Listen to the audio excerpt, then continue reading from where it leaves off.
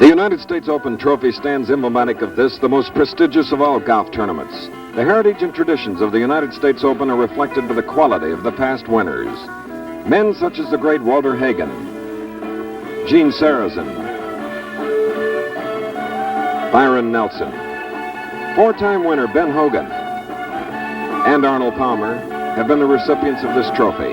In the 1970s, four of the great names of golf have won the United States Open.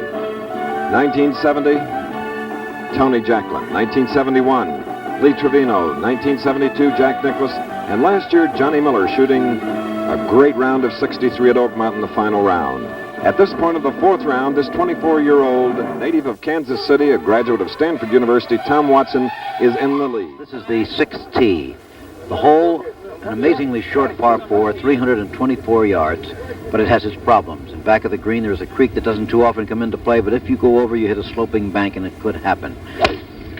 Tommy Watson and Hale Irwin playing together and tied for the lead in the U.S. Open Championship. Hale Irwin with a good one. That's a fine shot. Just a little pitch to the green from there, remember.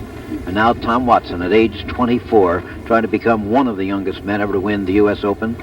Youngest was Johnny McDermott, and believe it or not, he was only 19 years, 10 months, and I think 4 or 5 days. 24 is still pretty young for this championship for a young man who has never won a title on the tour of any kind. It's his third year out there. Well, the gallery likes that one, don't they?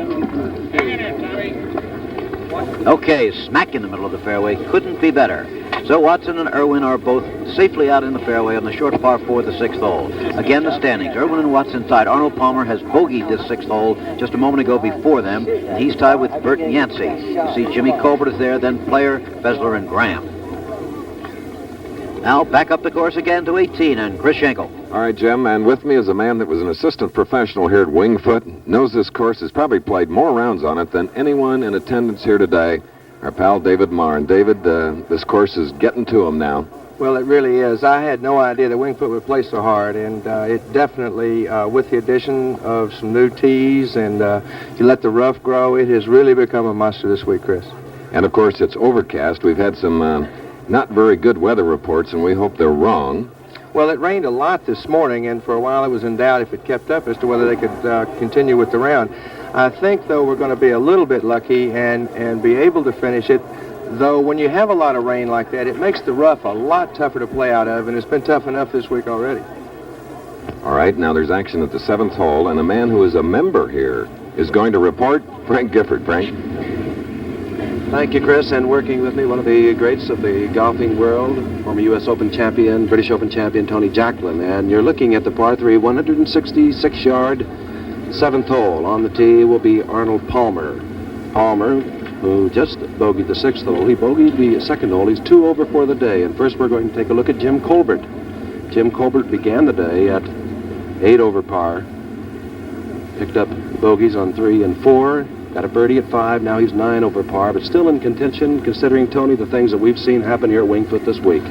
Absolutely, Frank. I couldn't agree more. These bunkers are getting more and more troublesome. We've known of a lot of players today take more than one to get out of bunkers. That's Jim Colbert's ball just on the front edge of the green. All right, and you see the fly gets guarded to the golfer's right by that bunker, and that was the bunker which cost Johnny Miller a quadruple 7 on this hole on Friday. Now here he is, Arnold Palmer. Arnold Palmer began the day at 6 over par, making a hard drive for his second U.S. Open title.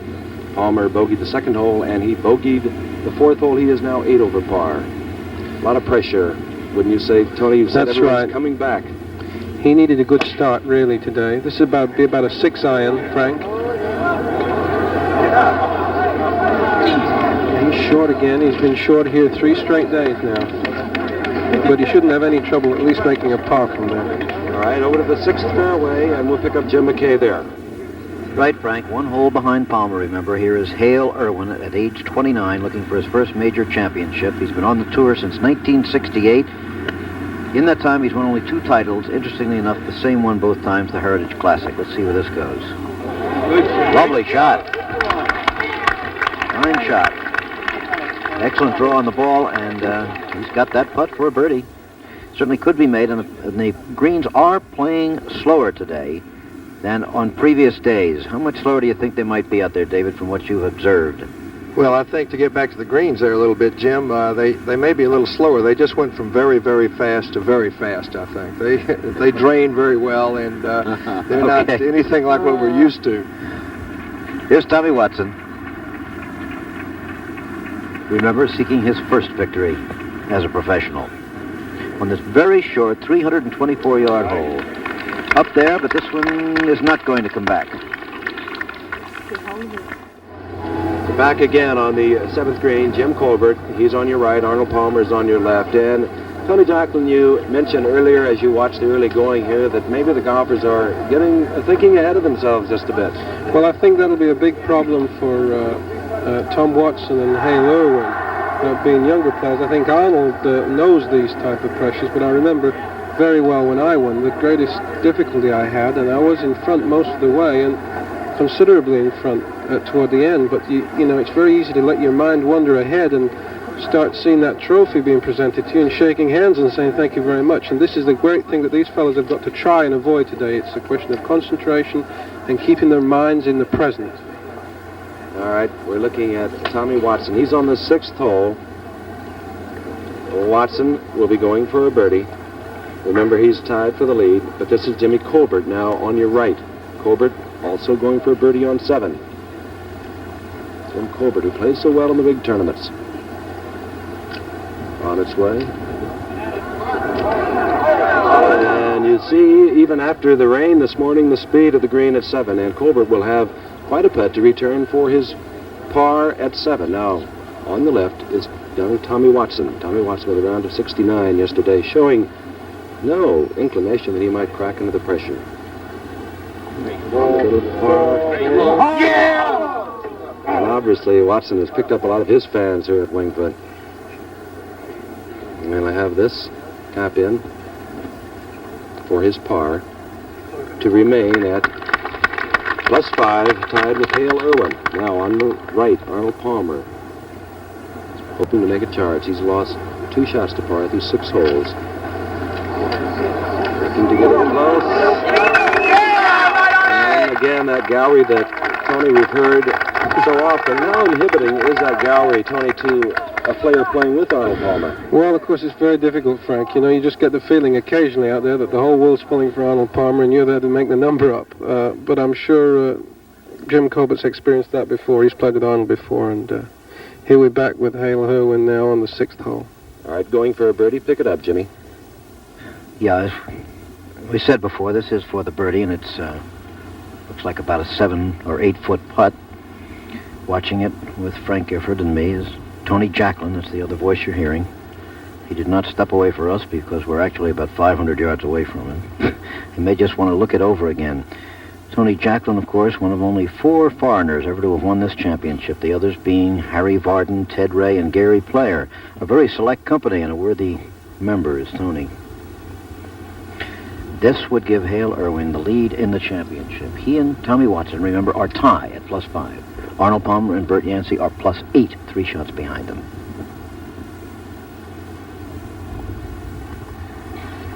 Nope. Nope, no way. Nearly took a big break there, Tony.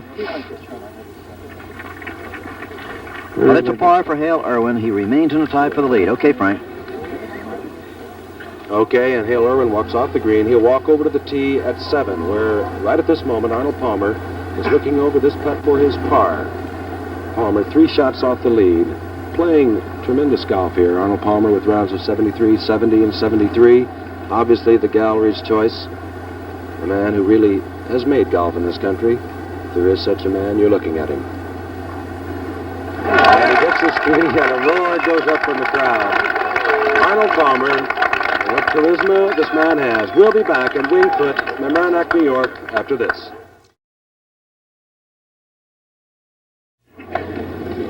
On the tee at the par 3, 7th hole here at Wingfoot, Hale Irwin and Tom Watson locked at 5 over par in a tie for the lead. Behind them is Arnold Palmer, 8 over par. Bert Yancey is 8 over par. And Jimmy Colbert, 9 over par. But you're looking at Hale Irwin, who is a steady player. And again, Tony Jacklin talking with you is like going through a textbook on golf. And What you said about concentration, I think, is so important, particularly on a course like this. When you won at Hazeltine in 1970, you won by 7 shots. But well, let's go over to Henry Longhurst first at 8. Well, now, here's a very, very fine par 4 hole. Let's watch Palmer first of all. He's got to fade over some big trees.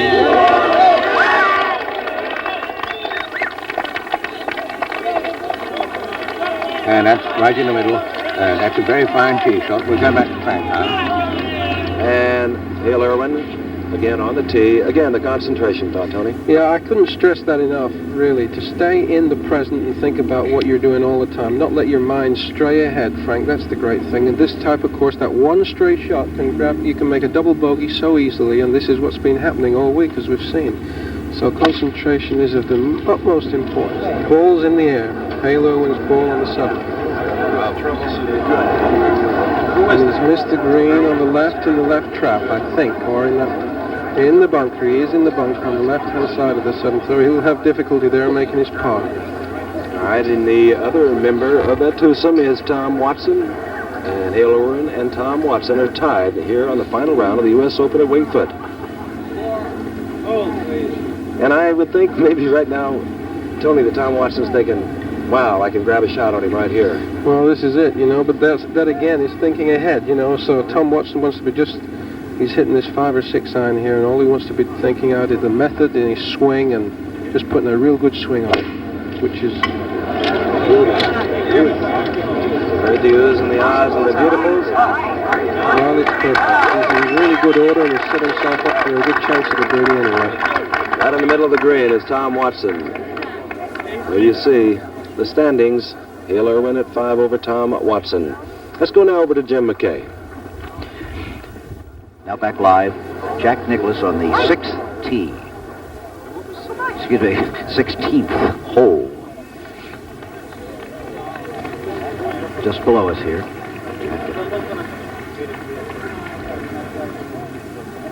Plus 14 for the championship.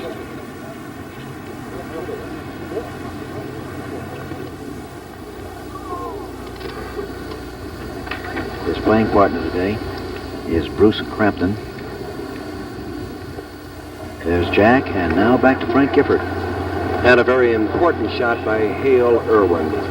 Absolutely. We haven't seen Hale hit very many bad shots this week. He's had trouble with his putting yesterday, but that's one of the very few bad shots we've seen him hit here. Let's see how he handles this. These greens, again, are very fast. The ball's going to roll considerably, even though the rain we had in the night. He's pretty good there. He's probably about 7-8 feet from the hole, 9 feet maybe. And he'll need that putt, providing we do not see young Tommy Watson, who now comes into view on your right. Hale Irwin would need that putt for a par, providing Tommy Watson doesn't get his birdie. Now, he'll have a putt of about 22 to 24 feet, and Tony, he's been one of the steadiest youngsters, considering the pressure that has been on this young man all week long. He's got a really good swing, a really solid, sound swing, Frank. Don't forget, these two fellows have got a pretty good cushion, really, between them and Arnold Palmer and Bert Yancey. Here they are. They're 8 over. Here's Arnold Palmer now. And we'll let Henry Longhurst describe this shot. Here it is, a second shot at the 8th. He set himself up wonderfully with the tee shot. It's a very difficult one. And that's on the receiving end, and there it is, right on the middle of the green for Arnold Palmer. That's a very good one. And so now we go back to Frank. And our co-leader, Tom Watson, doing a little repair work on the green here at 7. A youngster from Stanford, on the golf team there for 3 years, has been playing so consistently. I can recall Byron Nelson early in the year saying this youngster has got one of the fine swings in golf. And the thing, again, Tony, that has impressed me, he has not given in one bit to the pressure that has been applied here. That's right. He's really handling it up to now. The last 48 hours have probably been the longest 48 hours in his life. I'm sure this morning... There were a few butterflies? I'm sure this morning felt like a lifetime, but... For a birdie. And trickling by, he'll have 2.5 to 3 feet coming back. Dave Marr was saying yesterday that just when you think the ball's stopped, it just rolls that other 1.5 or 2 feet or so, and it makes it that very difficult 3-4 foot length. These are the really ones. these are the ones that, as pros, I can really, all the viewers watching the amateur golfers, these are the ones that we feel are the most difficult, certainly. Those 3 to 4 footers, the gallery tend to walk away, you know, giving you those, but they're by no means in, I can assure you of that. Unfortunately, you can't walk away. That's right. You could have stand That's the rent. That's right. You could have stand and figure some way out of getting the thing in. All right, now Hale Irwin. He put his tee shot here at the 166-yard par 3 into the bunker on the left, blasted out of the wet sand to about, well, so call it 8 or 9 feet. But this for his par 3 to remain in a tie with Tom Watson at 5 over.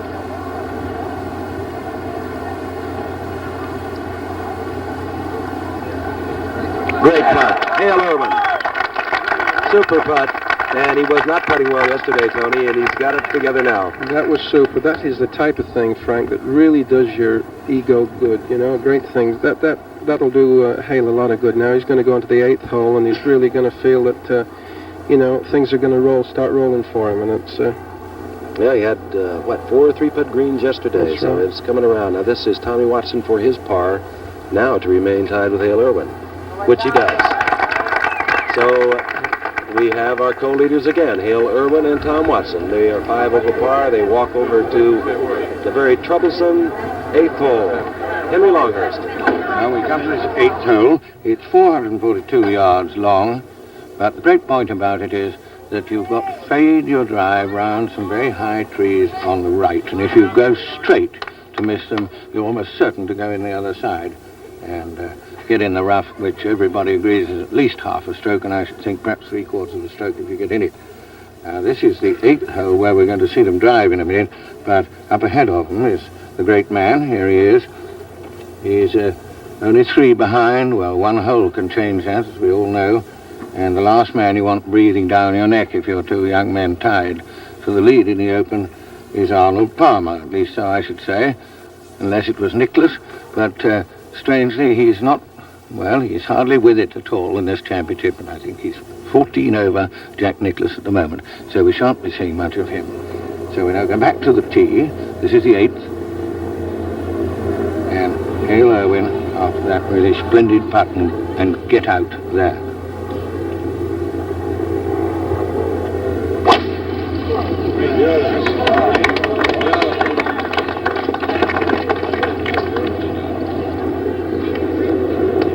That's in the fairway. That's all we want at this hole. And back on the green, Palmer. Well, we don't need to show you the picture there. You can hear what happened. Now back to the tee. Tom Watson. Irwin already safely on the fairway.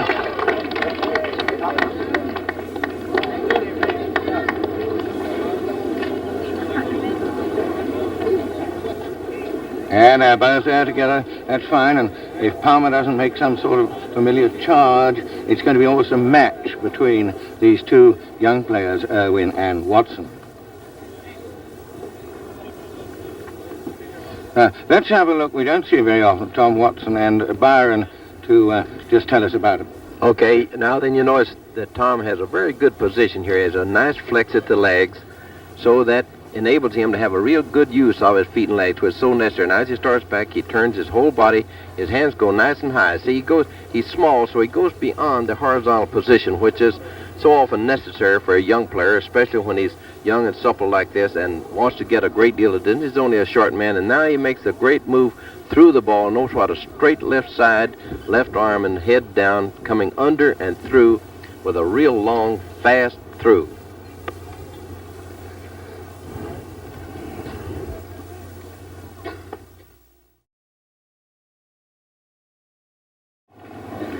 Now we're back on the 8th, and we left them with Palmer putting on the green. He's finished now, and he missed his putt and lost a stroke, and so down he goes to 4th, and for the first time, perhaps we've overlooked him a bit, Bert Yancey lies 3rd.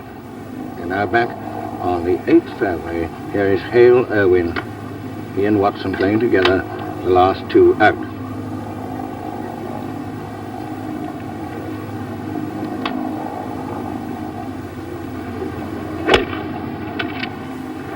No, doesn't fancy that one.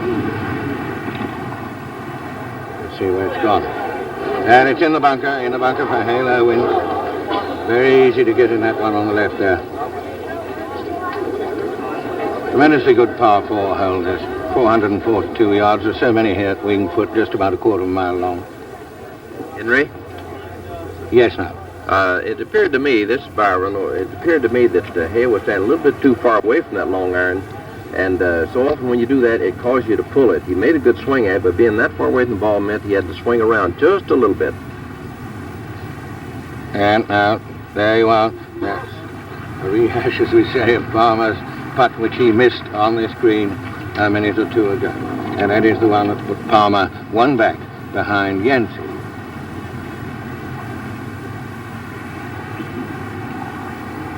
Now live again on Watson. Chance to go ahead here if he can put his on, and Irwin doesn't get down in 2 from the bunker. And he's in the same one, neck and neck with these two. Both 5 over, Yancey 8 over. If they take a 5 each here, Yancey will be within 2 of both of them.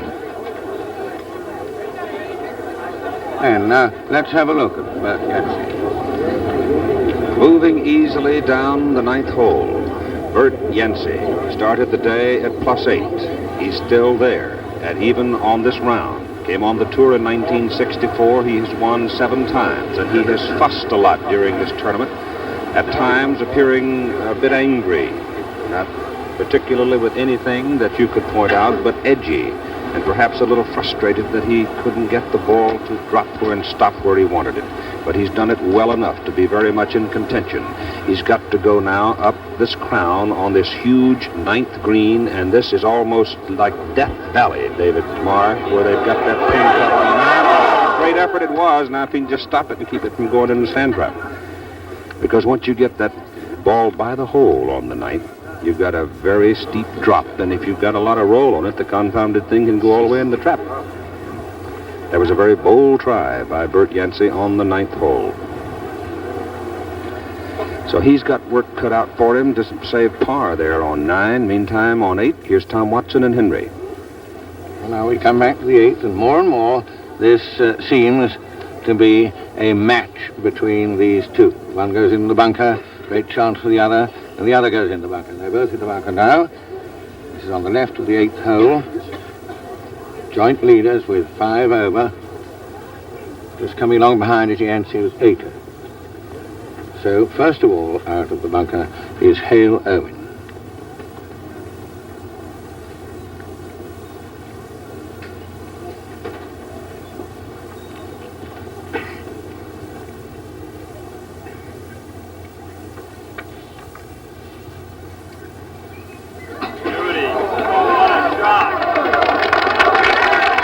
Just caught up a little in the fringe grass. He gets a good hand, but if it had pitched another foot or so, it would have been better.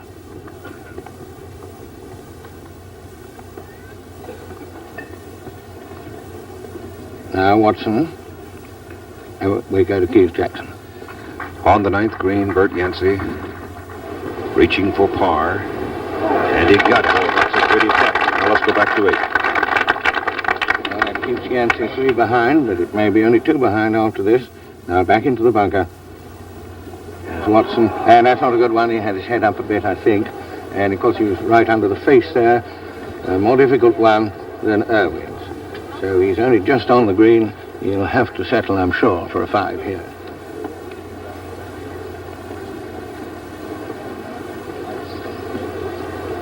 Just an outside chance now for Hale Irwin to steal one on him. Henry? Byron. Tom's ball really was a pretty good shot. If it landed 1 more foot from where it was, it just the frog hair and killed the shot. If he landed just another foot, he would have probably rolled clear to the hole, because that's very fast on that side. And of course, Irwin playing such a good shot made a little more pressure on Tom's, because he felt that, no doubt, that the way Hale's been putting today, that he had quite a good chance to make his 4. Now, while he prepares that, a question to Byron Nelson. Supposing Hale Irwin won this tournament, I was looking back in my own mind, how long is it since a man wearing glasses won the Open? Well, I don't know myself. Palmer has on contacts. But not when he won the Open, I think. Nope.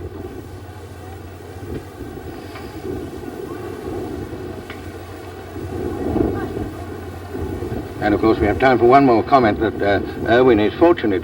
When we came along here this morning, it didn't occur to me that play would finish at all. It was pouring down, and that is a great disadvantage to anybody who wears glasses, whatever precautions they may take. Well, now, back to the play. This is the 8th hole, both in the bunker on the left, and Tom Watson to putt first, having only just got out.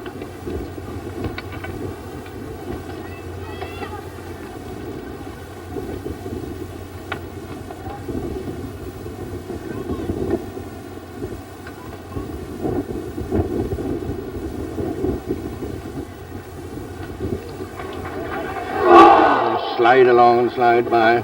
Good try. So it's at the best a 5 and a bogey for Tom Watson. Oh, well done. So that puts him 6 over. And Hale Irwin will have this one for a 4. Keep him 5 over.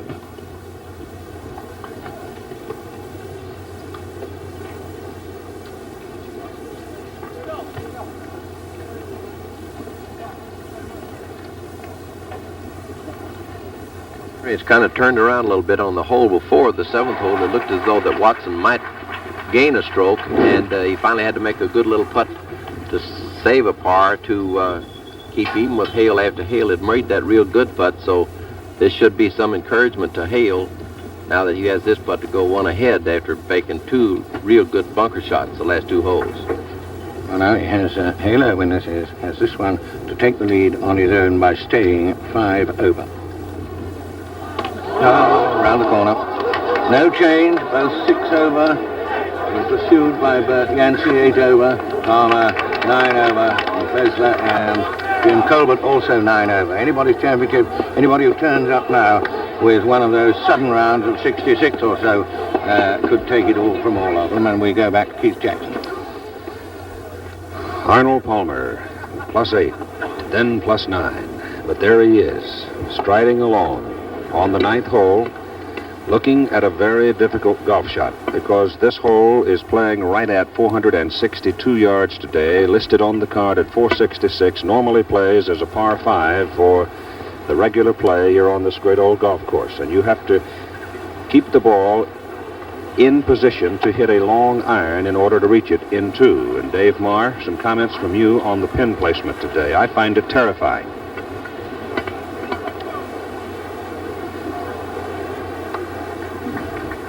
The pin is cut up behind the crown, up on top.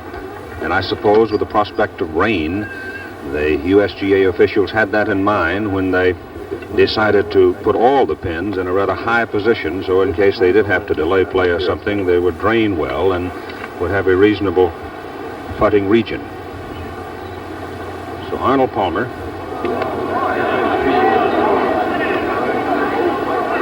has the ball on the of the 9th green, and that's the right place to have it. Now, my question to the spotters along the 9th, is that his 2nd or his 3rd shot? Looked like that was 3rd his shot. 3rd Looked shot. like a pitch shot, yes. Yeah, there's no way he could drive that close to the green. I didn't mean to ignore you a minute ago, but yeah, I think you pointed out the correct thing. Once they saw what the weather was like, you have to put it, just in case you do get a lot of rain, where you have a lot of good drainage. Now let's go back to the tee for Hale Irwin and Tom Watson. Both bogeyed 8. They are now +6. They're just 2 shots ahead of Bert Yancey and 3 shots ahead of Palmer. Palmer has a difficult putt to make to save par. The tee shot by Irwin is in fine shape. Well, you'd be a little bit better off if you had it on the other side of the fairway, because trying to reach the green from that particular point, you're not going to be able to get the ball close to the pin, because you've got traps, about a half an acre of sand looking you right in the face when you try to come into the pin from that direction. Now here's Tom Watson. Par 4, and it's playing 462 today, and the wind is not helping you at all on this particular hole. took a full rip.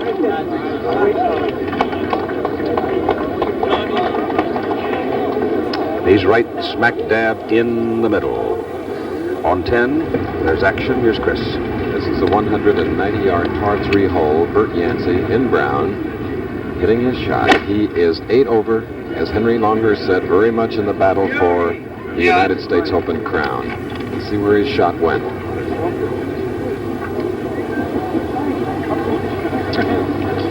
It's in the right rough. Trouble with a capital T. This is at the 10th hole, the final round of the United States Open. Bert Yancey, 8 over, playing with Frank Beard, who is 10 over. We'll return in a moment.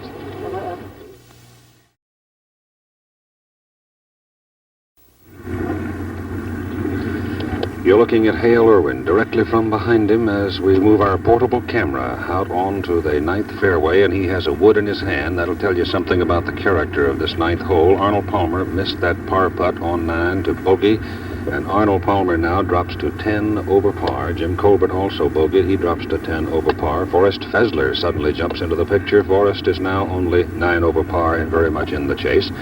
The tie for the lead, shared by this young man, Hale Irwin, and his playing partner, Tom Watson, both at 6 over par. He's probably going with a 4 wood, maybe even a 5. You see that he's trying to cut it a little bit toward the right side of the green. And he's way down on the left front, golfer's left front, on the putting surface, but he's got a great big crown to come up over. Now here is Tom Watson, and Tommy is going to go with an iron shot. Has to be a 2-iron. Don't believe that he hits a 1.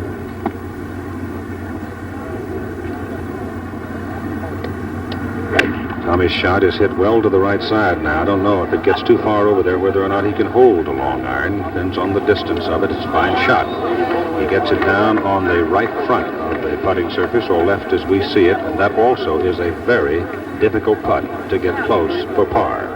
Just seconds ago, while we were away, Arnold Palmer had this putt to save par on the 9th hole, and the ball skidded off to the left and did not come back as he anticipated it might.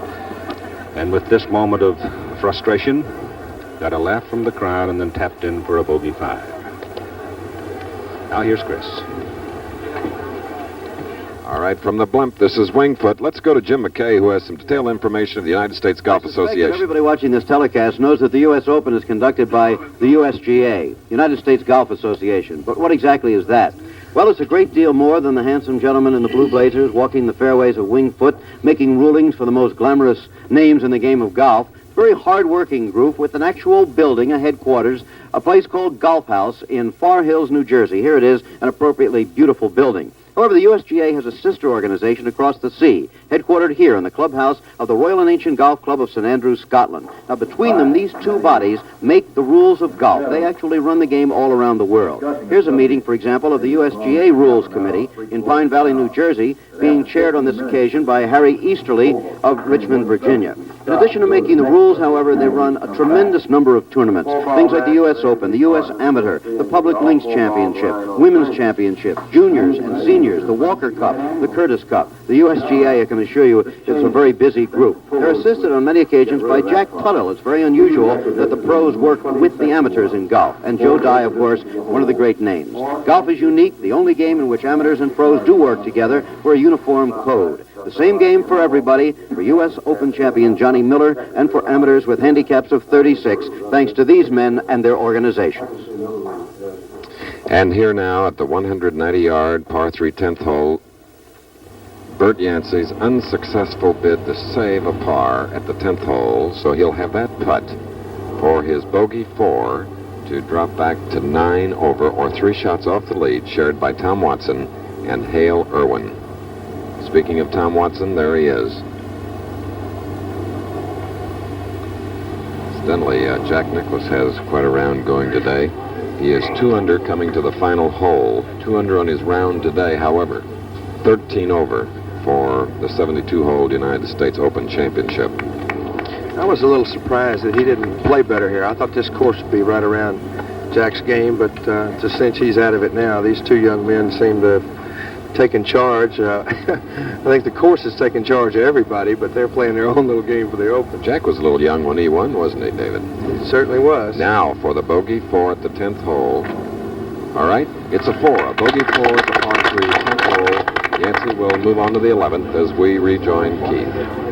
And we're watching Hale Irwin, who has to come up the face of that pronounced crown which dominates and characterizes this massive 9th green.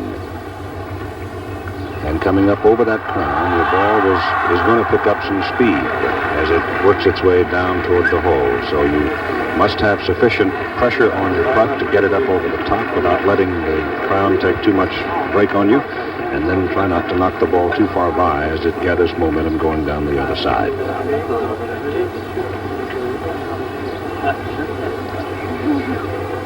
Henry Longhurst, you've just started a whole new round of trivia by raising the question when the last time a man wore glasses and won the Open, and that is a brilliant putt.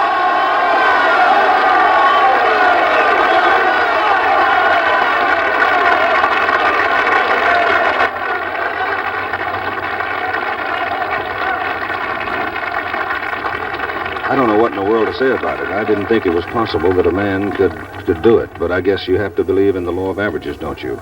Here again is Chris.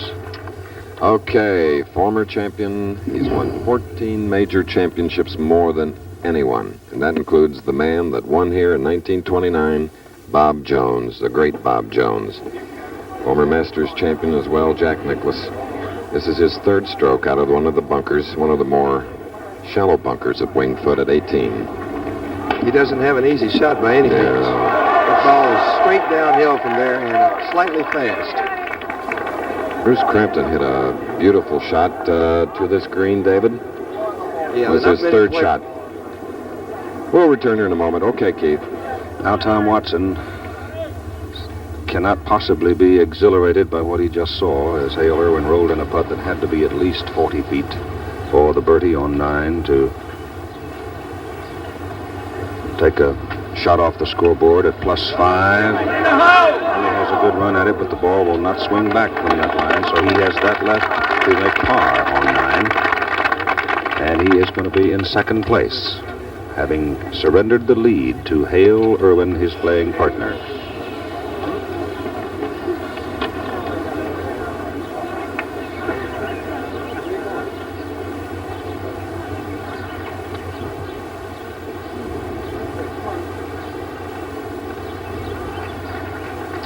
Hale Irwin walks off the first 9 in the final round of the United States Open Golf Championship at the Winged Foot Golf Club. The leader, +5, Tom Watson now 1 back of him. Here again is Chris. All right, Jack Nicklaus on the 18th or 72nd hole, 13 over, 2 under on his round today. He has to make this putt, David Marr, to come in with a round of 68. It would be one of only 8 under par thus far. Well, the course has just been so tough this week. It's really something to see. There was a lot of talk about breaking 280 and so forth, but obviously there's no chance that anyone's going to break par here. This for a 68.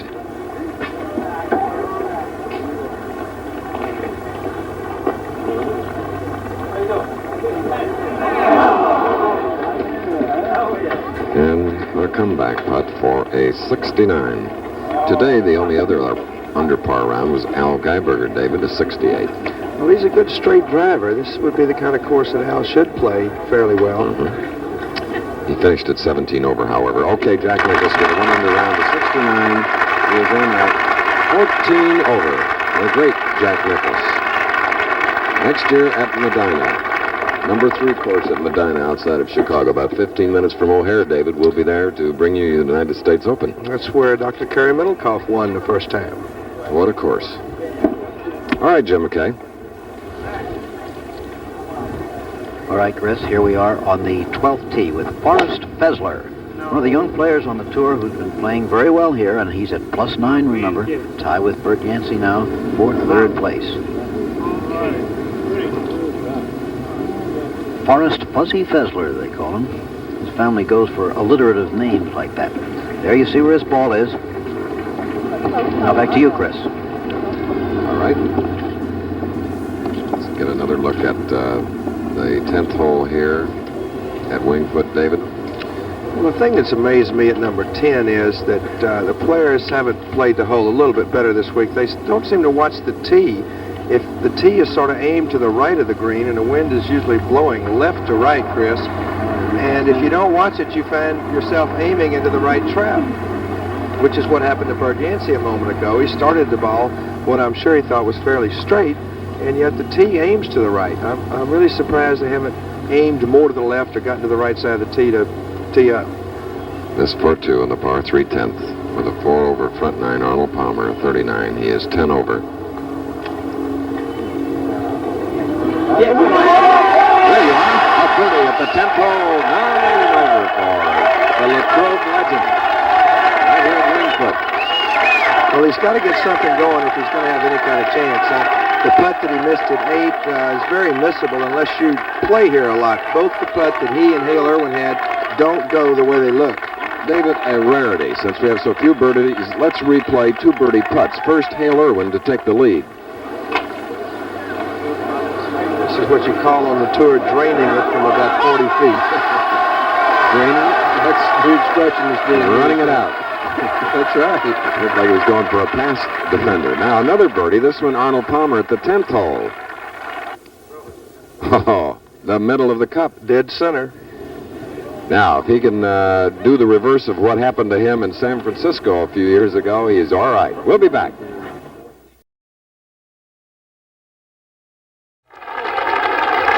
From the blimp, you get a view of the Tudor-style architecture of the clubhouse behind the 18th green, the final hole. And this is the final day of the United States Open. And at the moment, Hale Irwin leads Tom Watson by 1 shot. Irwin making a birdie putt at the 9th hole, be playing the 10th. Arnold Palmer played the 10th a moment ago. Birdied it to be 9 over now. And here you see a shot of the 10th tee. Just adjacent to our tower here behind the 18th green, David.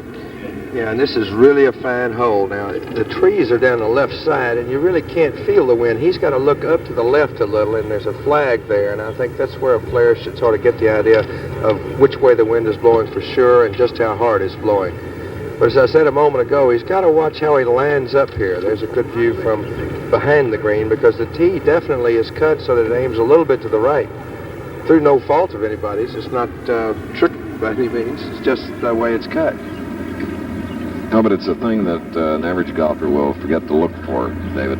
That's right. Too often you line up just where the tee markers are, and it may be just a little bit off. And you see the problem he has there. He's got to start the ball, I think, just inside the left-hand bunker at the green. And just let the wind bring it into the right. He's got pretty good amount of room to work with there. Bert Yancey, still in the battle, had quite a putt for a par a moment ago. A birdie putt, rather. And it's certainly worth seeing since the birdies are so few. This putt looks like it's just about to get out of the hole there, and it must have been a good speed because it went in. Bert Yancey. And now Hale Irwin, the leader.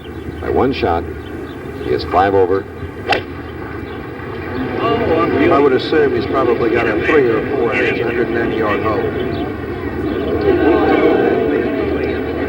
Don't know where the ball finished exactly. The right rough, not quite as far, not quite as long as that of Bert Yancey a moment ago when he had his tee shot here. But that is absolutely dead to the right over there. You just can't manage to get anything on the ball or to play any kind of soft shot out of the tall rough that you feature at the Open. David, here they are head to head. Here they come. They may watch each other and let someone else sneak in is what may go on, too. Tom Watson. He found the green. He's got a long putt, but that's a good shot. I'm amazed a lot of times at some of the really good shots that are hit under pressure. And, of course, some of the other shots aren't too good either. There goes Hale Irwin ready to move up the 190-yard, down the hill off the tee, then up again. Let's take a look at the swing of Hale Irwin, slow motion, David. Okay, looks like he's aimed to the left all right there. His stance is a little bit more open than I would think you might want to have. Now, remember, the wind is left to right, and he's probably trying to play a left to right shot. He takes it back. It looks like a good turn. There it is. He just moved down to his left side a little before he completed his backswing. And this moves him out of position as he gets in the impact area, which moves the ball out to the right. I'm sure he started it right of where he was trying to start the ball, and then the wind carries it even more. It's very difficult enough to get down in 2 out of the traps, much less out of the tall grass. The pressure final 9. That can make errors come up. Well, Chris, that's what it's all about. It's, I think, not only a question of how well you can play, but how well you can control yourself and your nerves. Look at that shot. I'm not sure that kind of a shot makes you want to play the par 3 10th hole. That's right. Oh, boy. Keith, there he is. I'm Keith Jackson. Byron Nelson and I are sitting behind 11, watching the action as they make the turn. And that par 3 190-yard 10th hole, Byron, is a tester. It really is. It's a hole that you might expect to make a 2 on, but there's been more 4s than 2s. As you see, the green is guarded by 3 large yawning bunkers, and they're quite deep. The green's somewhat elevated with a lot of slope to the front. And as you can see how the players have played the 10th hole up to now for the first 3 rounds. The 11th hole, 382-yard par 4. That little trap sitting up there by the green has gobbled up a lot of hopes this week. They really have. There's been 70 players in that bunker the first round. It's guarded there. You don't see all of it from the fairway, so they misjudge the club a lot of times. And now then, we go to the 12th. And on the 12th hole, 535 par 5, the placement of the drive so important if you're thinking birdie. Yes, it really is, because there's a mound. You come out of a chute, and there's a big high knoll out in the fairway. It kind of blocks your view to part of the fairway and also some of the green at that point. But as you move up the fairway, it's guarded along by these beautiful but awesome-looking bunkers, as you see, all the way up to this green. And very few people have been able to reach this green into, practically no one. A look at 10, 11, and 12 here at Wingfoot. Thank you, gentlemen. You know, in not only playing the game of golf, you can make errors. There will be flaws. But in reporting on it, you can, because it takes a lot of fine people in our scoring system, identification system, and Hale's tee shot on this par 3 10th was not as bad as we reported. Well, I'm sure all the Hale Irwin fans will be glad to hear that. And in fact, I'm glad for him. You know, I don't want him to be out there. So there he is. That's where his tee shot landed. His problem here, he's in the tall grass, and as we pointed out so many times, it doesn't look too bad there, but again, it's very difficult to judge exactly how the ball will come off the club face. You get a little grass between the ball and the club face as you hit it, and it'll tend to squirt sometimes, and sometimes it'll come out soft. You're guessing a lot of times. Probably about an 8-iron or a 9-iron out of the rough there. He's very close to the green, and it's very, very fast, as we've said many times. Still a long putt for his par 3 at the 10th. Here's Jim McKay. And this is Forrest Spessler puzzling for an eagle on the par 5 12th hole. He carried the green in 2 with a strong tailwind. Very difficult putt. He sure gave it a try, and now he's got a tough one coming back for his birdie 4. However, that birdie would move him, if he makes it, down into a tie with Bert Yancey for 3rd place, just 3 shots off the lead. Okay, Chris. All right, that's Hale Irwin and Tom Watson without a visor or cap. I think it's very important that it's almost instinct that you're watching the man that you're playing with, or that you think you've got to beat. But if they start to beat each other, you can see what can happen. Forrest Fessler just ahead of him still has a chance. Arnold Palmer just ahead of him. They can't let down for a minute and just worry about each other, because someone else may sneak in. All right. Ooh, and now he has even a more difficult putt for his 3 at the 10th. Oh, that wasn't the time to hit a putt like that. He was going more downhill than Hale was, and he's knocked it about 10, 12 feet back. You know how in sports, the old show business adage, what have you done lately? Well, the feeble applause that you heard in the background a moment ago was for last year's Open champion, Johnny Miller, coming to the 72nd hole. He is 22 over. There he is. And it was last year when he had that round of 63 on the final round to win it. This is the par 4 18th. Last year's United States Open champion, a great winner, a tremendous athlete and person. Well, as you can see, that's part of the reason that you're 22 over. When you can't get the doggone thing in the hole, it becomes a little bit of a mystery. Another great one. Jerry Hurd is 22 over. They're the 2 men on the 72nd hole. So there's Johnny Miller, the winner last year. We'd like to forget about this year. and he looks forward to Madonna next year. You can tell he's kind of glad that's over. 302 is a little different than 279. I'm sure he's a tired young man today. Now let's look 90 degrees, David. The 10th here. Just 90 degrees as we saw the 18th green. And this is Tom Watson, who trails by 1. He's got to make this to save his par 3 at the 10th hole. Leaning on the putter at the top of your screen, that is the leader, Hale Irwin. He's got to make it. He just got to keep the pressure on Hale if he's going to have a chance to win. He knows it better than I do. We've seen so many 3-putt greens here. You get where Tom was, even though he was on the green, it's straight downhill. Here's the birdie putt of Boris Fessler. He's never won. This is his 3rd year on the tour, but he's sure come close. He was second 3 times in 1973 and won $106,000. He could win the United States Open today. If he makes this, he'll only be 3 shots out. He's got it. Okay, Boris Fessler goes to +8, just 3 shots behind the leader, Hale Irwin, 2 behind Tommy Watson, and tied with Bert Yancey. Now back to you, Chris. All right, here's the leader who has to make this putt. It's a putt for 3 at the 10th hole. He is 5 over. At the moment, leads by 2. If he misses, he'll lead by only 1. Well, he's just got to keep the ball in the hole. It's a little bit uphill, and the kind of putt maybe you can be a little bit bold on if there is such a thing this week here. And he never got the club on the ball then. He just never got through it. So we have, goodness sakes, Hale Irwin at 6, Tom Watson at 7, Forrest Fessler and Bert Yancey at 8, and Arnold Palmer and Jim Colbert at 9. So, this final 9, the inbound 9, is going to really produce some spectacular results. No question about it. Keith? Well, you're looking at the closing gasp of some considerable drama that Arnold Palmer provided on 11. That was for a par 4 on 11, relatively simple, 382-yard par 4, but he jerked his tee shot in the rough, jerked his second shot down below the green, chipped it up brilliantly, then tapped in for his 4, and he walked off with a +9. A great 4, Byron. It really was a remarkable 3rd shot he played. Unfortunately, we didn't have time to show you. 13.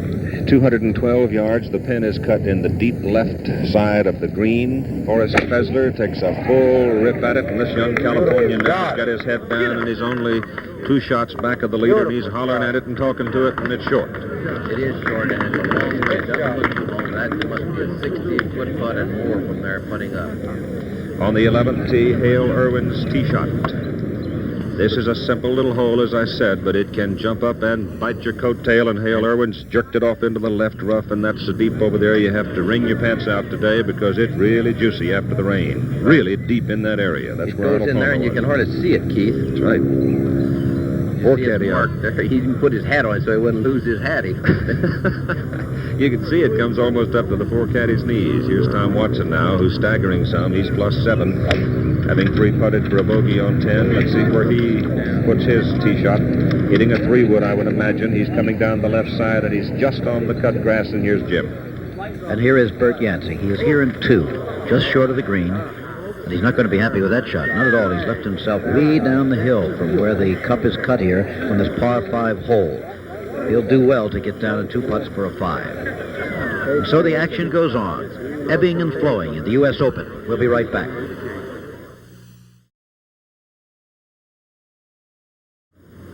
Bert Yancey has this attempt for a birdie. It's a difficult one, 33 to 35 feet long on the 12th hole, a par 5 hole. He's made a good effort, but he'll have that left for the par 5 to remain 8 over for this championship and 2 shots out of the lead. Back to 11 and Keith.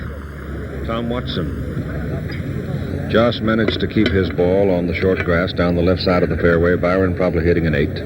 I imagine so, because he wants to get the ball high and be sure he gets over that bunker. Like he's hit it real good. Matter of fact, it is an excellent shot about 15 feet right in back of the hole. It does not creep back, sits up there because the greens are a little bit softer, what with the wet weather. Meantime, his playing partner, Hale Irwin, who is the leader at +6 in the tournament, is in the rough. And it all depends on how good his luck was when the ball went in. Right. Of course, as you can see, you can't see his white shoes. See, it's well above his ankles, and as you say, you cannot tell how badly the ball's sitting, but he will do very well to put the ball on the green from there. As we pointed out before, that little trap that has gobbled up so many golf balls is right in front of him. He's got it up in the air well. He hit it very well. After a beautiful shot by Hale Irwin coming out of the deep rough, and he's in there for about a 22. Here's Forrest Pesner now. On 13 with that long putt. Hit an iron on this 212-yard hole, and I just don't think an iron with the wind blowing in your face is going to get you very close to the hole. But let's see what he does with this. Oh, looky here. Keith, I don't believe the way some of these putts are doing today. Bert Yancey for the par 5. He has it, and he remains +8, 2 shots out of the lead. He has concluded 12 holes now, 6 to go. He has played the downwind 12th. Later, he'll be playing upwind on 16, 17, and 18. Bert Yancey, the one-time West Point cadet. This is a good shot of Jim Colbert on the 12th fairway here. His second shot on this par 5 hole. He's in the rough, as you can see, using a wood. It is unlikely he'd be able to carry it from there. He's a long way from home, even with the wind at his back today. Strong shot, right on the right-hand side of the fairway, but he'll be about 120 yards from the green for his third shot. Jimmy Colbert is +9 for the championship. He is only 3 shots out of the lead, along with Arnold Palmer, his playing partner today. Remember, Palmer birdied 10 to get back in the fight. And here he is. The interesting thing about Arnold playing so well here is that he has not been playing well in recent weeks. In fact, he failed to make the cut, failed to qualify for the final 36 holes in 4 of his last 5 tournaments. The only one in which he did make the cut was the Masters, in which he finished 11th and played well. The great men play well in the great tournaments. This is his second shot on the par 5. And let's see if he's going to try to carry this green. Like the wind is down a little bit at the moment. He's gone off to the right in the rough. So Arnold Palmer will have a problem shot over there for his third on the par 5 hole. He's 3 shots behind the leader. On 11, Keith. I'm sitting here with Byron Nelson. Byron, talk us gently through a very delicate piece of work that Hale Irwin's looking at. Well, Hale uses the plumb bob system, which I've never quite understood, but they do it very well, the ones that use it, and Hale is putting slightly uphill. It's about a 22-foot putt, and it will break slightly to his right. It's really about as simple a 22-foot putt as you can have on this course, because there's not much to do except just properly get the right speed. It broke a little to his right. This hole has been productive for a lot of people today. Larry Ziegler knocked one in way out there in the rough for 2, and Irwin gets another birdie. Boy, his today has been really unbelievable. That takes him back to +5 and gives him a 2-shot lead over Tom Watson, who's now looking at a 15-footer, and that's worth another look because that ball rolled up there, staggered a little bit, and then fell in the side door. I didn't think it was going to go out. It was going to curl on away, but he had just enough of the ball over the edge of the hole for it to tumble back in. He had a perfect speed. That's what I said, Keith, that it's a speed putt. Now, young Tom Watson has a different putt entirely because he has very, very fast from here. Frank Beard hitting his tee shot on 13. It appeared that Frank had a wood in his hand, and he's jerked it way down into the deep left rough. It'd be extremely difficult to make 3 from down in there because the pin's cut close to the left side, the golfer's left side, or the right as we look at it. In the meantime, we come back to the 11th green now for Tom Watson, who is studying a birdie opportunity of 15 feet. You know, Keith, Hale Irwin has kept the pressure on Tom all day. He's put the putt in closer or further away. He has put it up there all day. Now, Tom has a slight break to his right, and it's downhill. He can just barely roll it because this one will go fast. He's going to miss it. No, he's not. Yes, he is. I just didn't think he had enough left on it. He got it to the right side and never did give it a chance to bend a little bit. Looked in, but it wouldn't drop. You can see that putt, even though it just barely rolled when it got the hole, Keith. It's 3 feet past the hole. Now he has a tricky little putt coming back. But he's been doing these quite well so far in the tournament. But Hale rolling those in front of him each time makes his putts that much harder. I tell you, though, Byron, if you're going to put the birdies on the board, you better do it along the stretch with the wind at your back. Right, because you get out and hit back in at that 16th hole, you really got it. Oh, he almost missed that. Now, I want to tell you, that was not a positive putt at all. But Hale Irwin, in the meantime, here on the 11th, as we look at a replay of his birdie putt to assume a 2-shot lead. See that thing start to curl away and just walk back in the side door. In the meantime, out on 12, Arnold Palmer is in trouble. Here's Jim. Yes, he is. Remember that he put his second shot on this par 5 hole well to the right, and he's going to have to come up over some trees. He almost got into real trouble with a scraggly little pine tree there. He's going to have to come up over these, get it up quite quickly to get on the putting surface. The wind is at his back. He doesn't want to be too strong out of the long grass, and with the wind at his back, it's going to roll and roll when it gets on the putting surface. Slight side hill line. Shouldn't bother him. Okay, he's got it through. Let's see where it's going to finish. Short.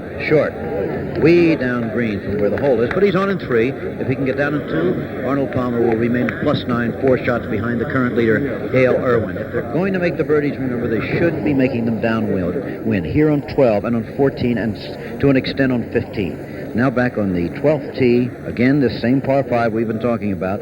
Here is the leader in the tournament, Hale Irwin, fresh from another birdie, 2 shots ahead of Tommy Watson, 3 ahead of Bert Yancey and Forrest Fessler, 4 ahead of Arnold Palmer and Jim Colbert.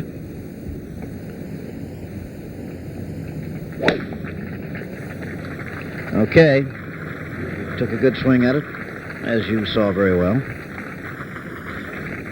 I can't quite pick it up from here. Okay, fine, no problem. Now back to you, Keith. All right, Bert Yancey coming out of the bunker on 13. He didn't get out. If he got out of the bunker at all, he hung it up in the high grass. I think the ball may have rolled back in. Meantime, let's go back to Jim. And Tommy Watson on the 12th tee. Right, 2. And there's his ball just in the rough. But as you can see, it's sitting up quite well, and he's on the proper side of this fairway.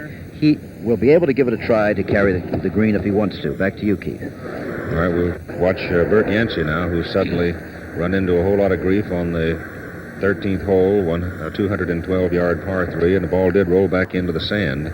This is one of 3 sand traps, I think, Byron, that have He really rocks in them. has a tough shot now because he's got to hit in and under it and hit straight up, which he did, and see him lose his balance. You can't go through from there. And he really did well to get that ball out at that particular time. But he is a long way from the hole, coming up over the little crown, and the ball's going to break sharply as it starts to die and comes back at it. Let's take another look at it. I started to say this is one of 3 sand traps on the golf course that have great big rocks in them, big boulders that have been marked out. Byron? Here's Bill Fleming with Forrest Fessler. Yes, and Forrest is on the 14th hole with a bit of a problem. His tee shot caught the right rough, and he's got about 175 to 185 yards into this green. Now, it's holding a little better today, but the advantage you might get with a wetter green is neutralized by the wet rough, which makes it tough to get that club through. Let's see what happens. Comes up, rolls across, and goes down the slope. And that looks like real trouble for Forrest Fessler to try to keep pace with Hale Irwin. Okay, let's go back now to Keith. Look at this slow motion. This is a kind of a shot, I would say, on a day like this where a fella could actually hurt himself, Byron. Yes, you really can. You see, he has to pull up and away because he's going up the bank so straight away, and see, he has to fall back and hitting through and hitting the ball up. He almost loses balance, almost falls, and because that bank is absolutely straight up and down where that ball was. I don't know how it stayed there, and really it was a remarkable shot to put the ball even on the green for his 3rd. And Bert is facing the likelihood of a double bogey on the par 3 13th hole. The leaderboard shows Hale Irwin, +5. 2 shots back, Tom Watson. Forrest Fessler, 3 back, and then comes Arnold Palmer, Jim Colbert, Bert Yancey, but Bert is the man in trouble right now.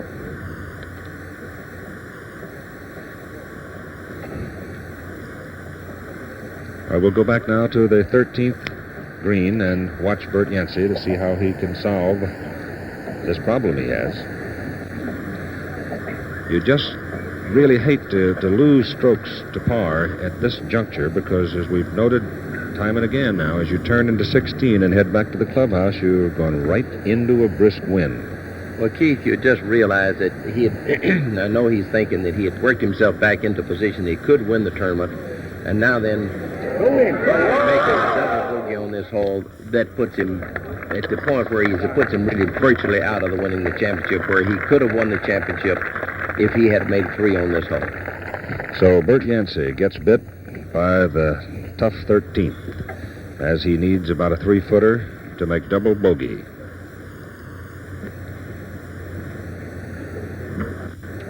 Now 12 and Jim. Okay, Keith. Hale Irwin will be hitting here. Remember, there's a good tailwind. If he wants to take a crack at it, he can. And he may wait until the group ahead, Arnold Palmer and Jimmy Colbert, have finished, because if he's going to go for the green, he obviously would not want to hit while they're putting. So if he doesn't hit, that is the reason why, and we can kind of read his mind. He had planned to play short, so he obviously would have hit. So let's take a look at Jimmy Colbert. Colbert, remember, is still in it, 4 shots out of the lead at +9 for the tournament, +1 on today's round. This is for a par 5, however, and it's not automatic. The question after they start going upwind, remember, will be not so much the birdies as, whoops, look at that, look at that. A bogey for Jim Colbert. Bill Fleming on the fairway. And a bit of a predicament for Forrest Fessler behind the 14th green. Now, Forrest Fessler has about 75 feet between him and the cup, and the green slopes away from him. Incidentally, Yancey did get the double bogey, puts him +10, and at this point looks like he's out of contention. A very soft, delicate shot, and a beauty, I might add, by Forrest Fessler, who puts it up just about hole high, 4.5 to 5 feet, and that'll be for his par. Jim? Arnold Palmer for the par 5, 2.5 footer. Takes care and makes it. +9, 4 out of the lead. One of the 5 men at this point that appears are battling for the U.S. Open Championship. Behind him, Hale Irwin, playing with Tom Watson. Irwin the leader, 2 shots ahead of Watson. And here is Hale, and that wind has stiffened at this moment. It comes up and down a bit. He can't actually see the flagstick, you see, and from this little depression he's in. But don't worry, he knows where it is, and he's going to be going for the green. There is a fairly good entrance, but you don't want to be too far left with it. He would like to have been further right on this hole, and a little bit longer, too. He has hit the ball further on this hole. Well, it's right in the middle of the fairway and headed for the green. It's not going to be too much short of it, about 15 yards short of the green. A fine second for Hale Irwin, playing with great assurance now. The man from Boulder, Colorado, former Big 8, all Big 8 defensive halfback in football for Colorado, the Buffaloes. Now his playing partner, Tom Watson, who is in the perfect position to hit into this green. Now look, you see up where he is, you can see it. That's why it's a perfect position, and you have a straight shot into the opening, which is on the right-hand side of the green. Whoops, on the left, into the trees. That could be a horrible shot. To you, Keith. And so, Tommy Watson seems to be running out of luck. Meantime, Arnold Palmer is up on the 212-yard par 3 13th hole, and he's drawing the ball back in. He doesn't get enough on it, and he doesn't draw it enough, and he's in the bunker on the right. 14, Bill.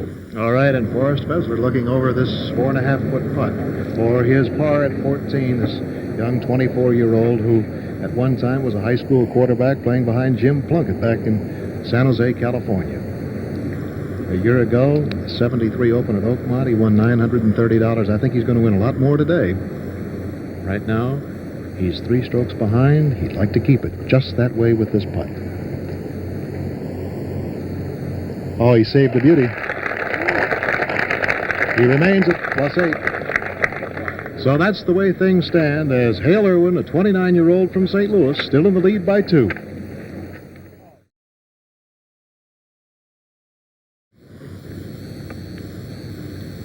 On the tee at 15, Forrest Fessler. Fessler at 8 over par. Let's go now to Jim McKay. Okay, we're on the 12th fairway with Tommy Watson, who did the only thing he could do. From the forest, he just had a pitch out straight onto the fairway. So this is his fourth shot. A good effort, but not quite fast enough. It's going to come back on him. Look at it, rolling back down the hill, and he'll have an extremely difficult putt for his par 5. If he doesn't make it, he'll drop probably 3 shots off the lead, because Hale Irwin, his playing partner and the leader in the championship, is in beautiful shape, lying to about 15 yards from the green. Okay, Keith? Arnold Palmer, I can't tell. Well, he's not quite in the bunker, but he's still going to have to hit a sand wedge because there's a lot of sand in that tall grass, and he's hit it up over this great big green. It's relatively narrow, but that is a great golf shot. It is a great shot. That's a lot harder than if he was actually in the bunker. Thank you, McKay. Key shot. This could be very much a key shot in the championship. Hale Irwin, if he can get this close enough to make the birdie, will have a real strong bid going with the closing holes yet to go. Byron, what about the shot? Play a little pitch and run, I'm sure he will. There it is, a little pitch and run, because the ball short. It's not going to get up there too far, and it's a very difficult thing, like getting the speed of a long putt. However, he'll have that for the birdie. He should be able to get down in par figures, and he'll have at least some sort of fighting chance for the birdie here that could bring him back to +4 for the tournament. He leads by 2 right now.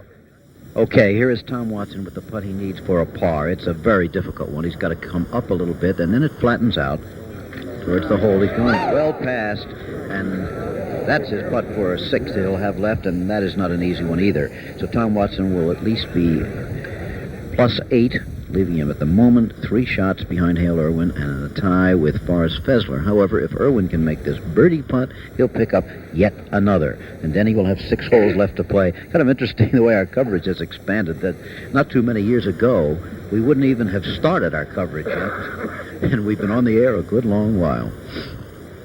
Jim, I think that the shot that Tommy Watson just hit may have been the biggest shot of the tournament, because if he could reach the green in 2 after Hale was short, he could have probably made a fairly easy birdie, if there is such a thing here, and gotten the honor away. You can see with his head down, I feel so sorry for him, but hitting that shot like he did and having to play out in a cinch 6, it looks like, if he could have put it on the green, made a birdie, and gotten the honor at 13 and put the ball on the green. You know how hard it is to get it on the green at 13. Right. I think he would have put a lot of pressure on Hale, and now it seems to have gone out of his grasp. Well, here is Hale Irwin. Dave, when you and I were talking the other day about what it takes to win the Open, you didn't talk about backswings. You talked about a word called character. And that's exactly what it is. Comes into play from here on. Hale Irwin has left it short. He'll have this short one for a par 5.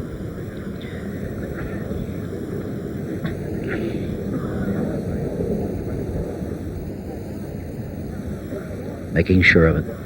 Okay, there's the par 5. 15th fairway. Fessler and Frank Gifford. And Forrest Fessler looking over his second shot. 117-yard par 4, 15th hole. Fessler 1 under par for the day. We missed his drive a few moments ago, but it was dead center and dead perfect. Out about 170 yards. And on line, it looks to be a terrific shot. It takes the bite right at the hump that he'll now have to putt over, but a good shot. As we see Tom Watson, Jim McKay. Well, Tommy Watson did make the putt for the bogey 6. You can see the hair's getting a bit disheveled. He looks a bit discouraged. There's Arnold Palmer. Putting for a par at 13, and he missed it. So Arnold Palmer makes bogey at 13. So Arnold Palmer drops back to +10 for the 1974 U.S. Open Golf Championship.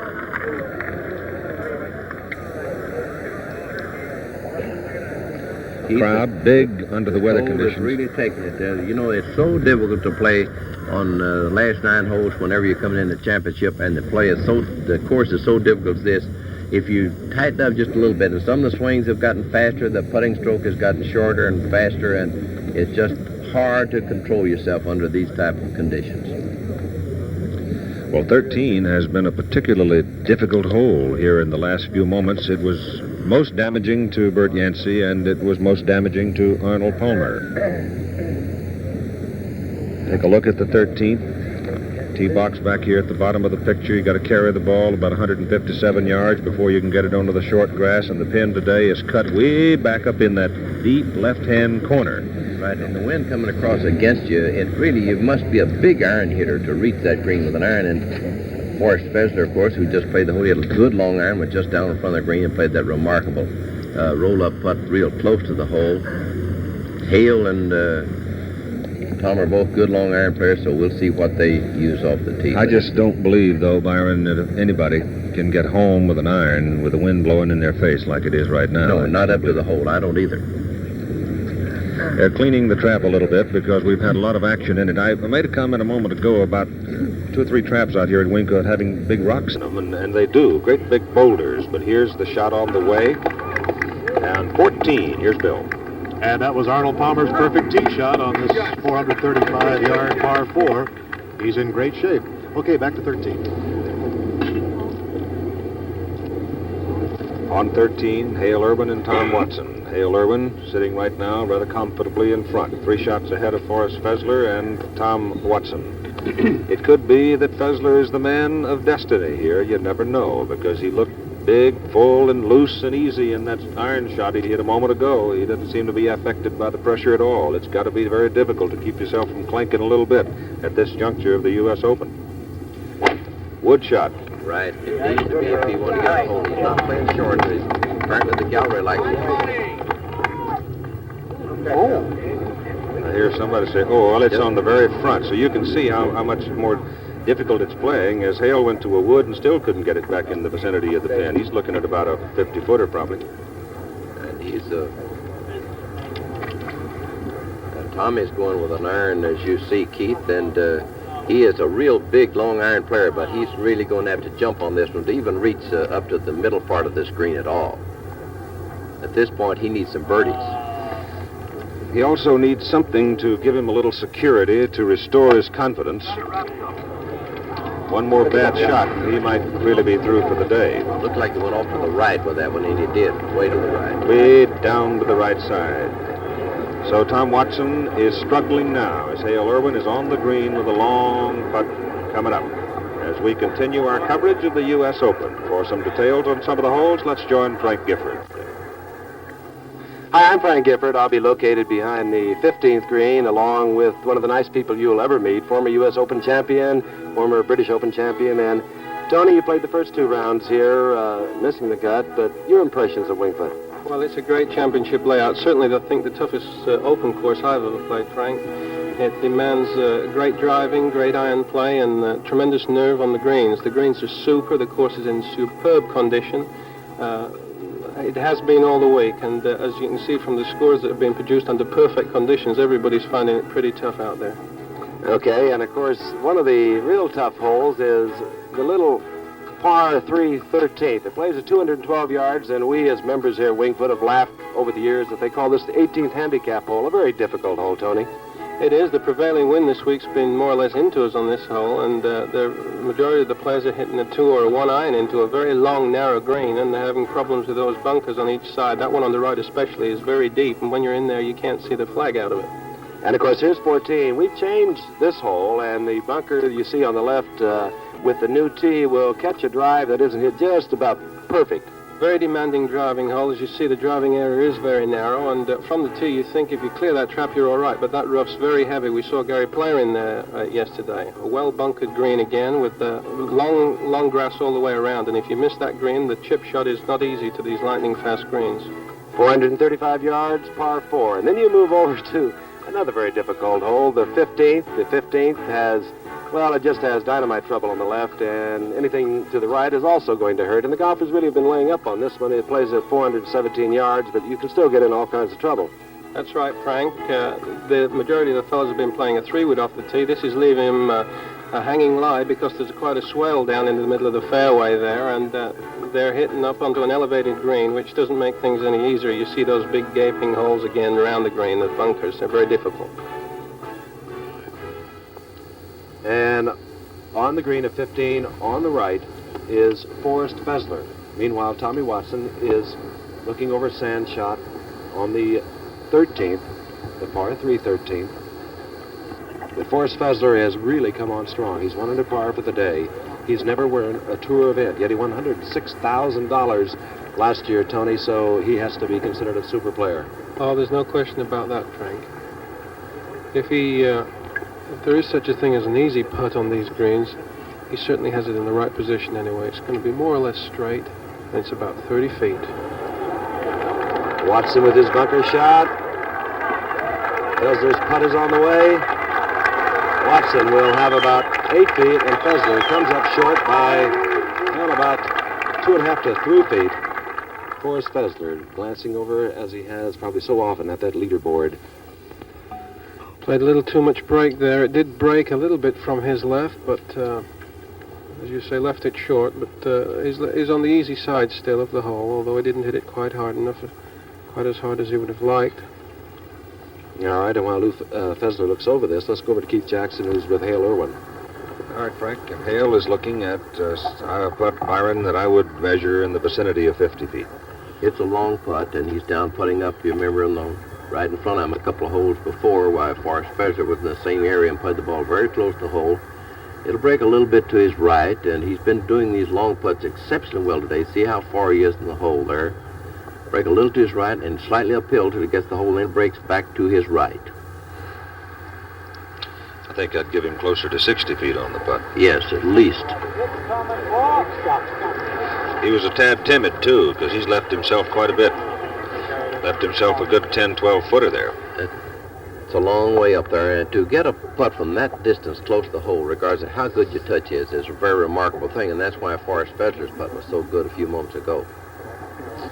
Speaking of Mr. Fessler, let's see how he's doing. Lining up a very difficult putt for his par 4. Actually, as Tony said, if he was going to be anywhere, this would be the place to be. He's about 3.5 to 4 feet below the hole. On the right, you see a little green work going on by Hale Irwin. Hale Irwin in command. He's 3 shots ahead of the man on the left, Forrest Fessler. These putts are always important, Frank, as you know, but especially at such a crucial stage as the last 4 holes in the U.S. Open. These are really... This is when the hole starts to fill up. Of course, from here, they'll turn home into the wind. 16, 17, and 18. Fessler gets his par 4. At 15, he remains 3 shots off the lead of this man, Hale Irwin. Hale's got about a 12-footer now to save his par. And Byron, it'll be a little slower, I think, from that particular point than it would be anyplace else. It will. You must hit through it, and he tried to be sure he got there on that one, and of course that is the net result. He hit it a little too far past, and that putt is no gimme. It's one of those things that can happen here on this when you get that far away from the hole. Right, Tom Watson has put his ball down, and Tom needs this one, having come out of the bunker, to save par here on this par 3, 13th hole.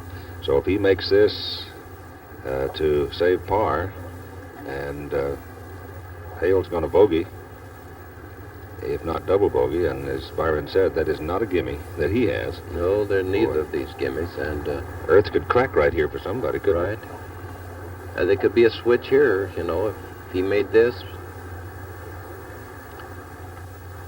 Get his confidence back a little bit, because it's hard for a young man with no more experience than Thomas had to keep his confidence and going on. Well, the ball went down over the left side of the cup. He thought it would curl back just a little bit because the crown is in that vicinity, but he makes bogey himself, and now he's +9 through 13. Now let's see what happens to Hale Irwin. He is, as we all have heard the phrase, not inside the leather. No, he's sure not. And he could have been helped slightly by Tom's putt, because Tom's putt did go a little bit left, and that might help him a little bit with his line on this. That +6 that you saw there is assuming he makes this, and he does. So Hale Irwin completes 13 holes of golf at +6.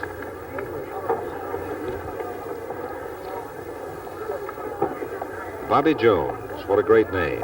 Jack Nicklaus, of the modern era, another great name. Comparison of the swing of these two men, the comments of Byron Nelson. Well, I think you'll really see the difference in the way they play now and then. Here's the two great players almost of all time. Jones is a little freer and a little looser. You notice he has a lot of lag action here, and Jack Nicklaus a little firmer, takes the club a little longer, a little more straight away than what Jones did. And from this point, notice Jack's left shoulders come down a little bit more. This point, Jones goes way beyond horizontal point. His left foot is up, very much like Nicklaus, except his right side is turned a little bit more out of the way. And Jack's hands are a little bit higher, and the club is not down as much. Now then, Jack, as he moves through here, you notice he moves through a little more on the line of the club, keeping the club a little bit lower. Jones's legs have straightened a little bit more.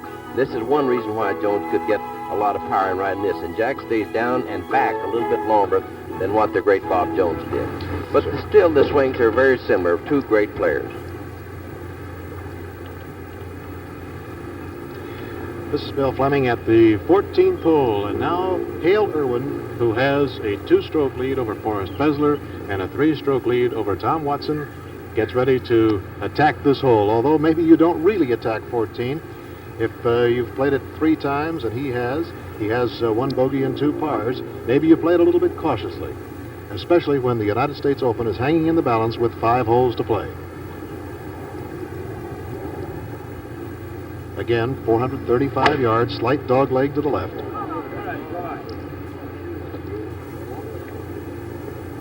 And he's trying to play it just to the right edge of the, there it is, as you can see, just in the rough, in the first cut. So it's not very high grass, because we can see the ball sitting up in very good shape, and certainly he has the entry into this green.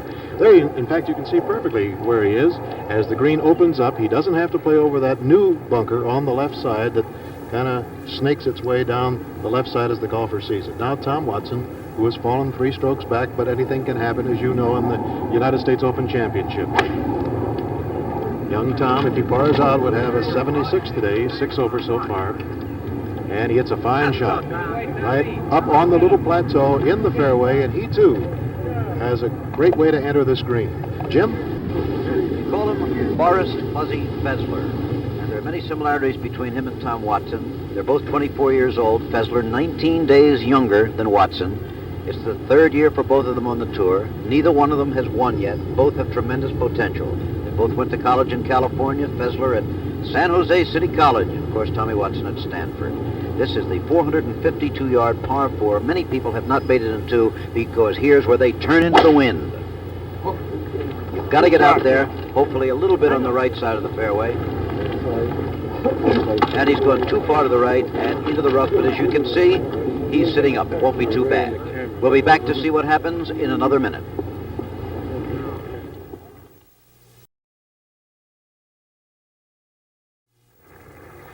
You see Forrest Fessler here. Forrest Fessler has a rather little unusual swing. He has a lot of kind of loose action in his legs. If you watch, it takes the club away, but now that he goes through from this position, see, is moved back well on his right side. He's kind of braced, but as he goes through, watch it go through both legs here. Feet, it's rolled over onto his left foot. You can see how his left foot turns out of the way, but it really stays under and winds up. I don't know how his back can stand it, but he really goes through. All right, Byron, and right now we're going to concentrate our efforts on Hale Irwin, who is about 175 yards away from this 14th green. Now, as I mentioned earlier, because of the rain last night, this green is holding a little bit better. During the first 3 days of the championship, it was hard, and the ball would come out of the rough and fly over the green. So now he does have a bit of a shot at getting it onto the green and a chance at another birdie.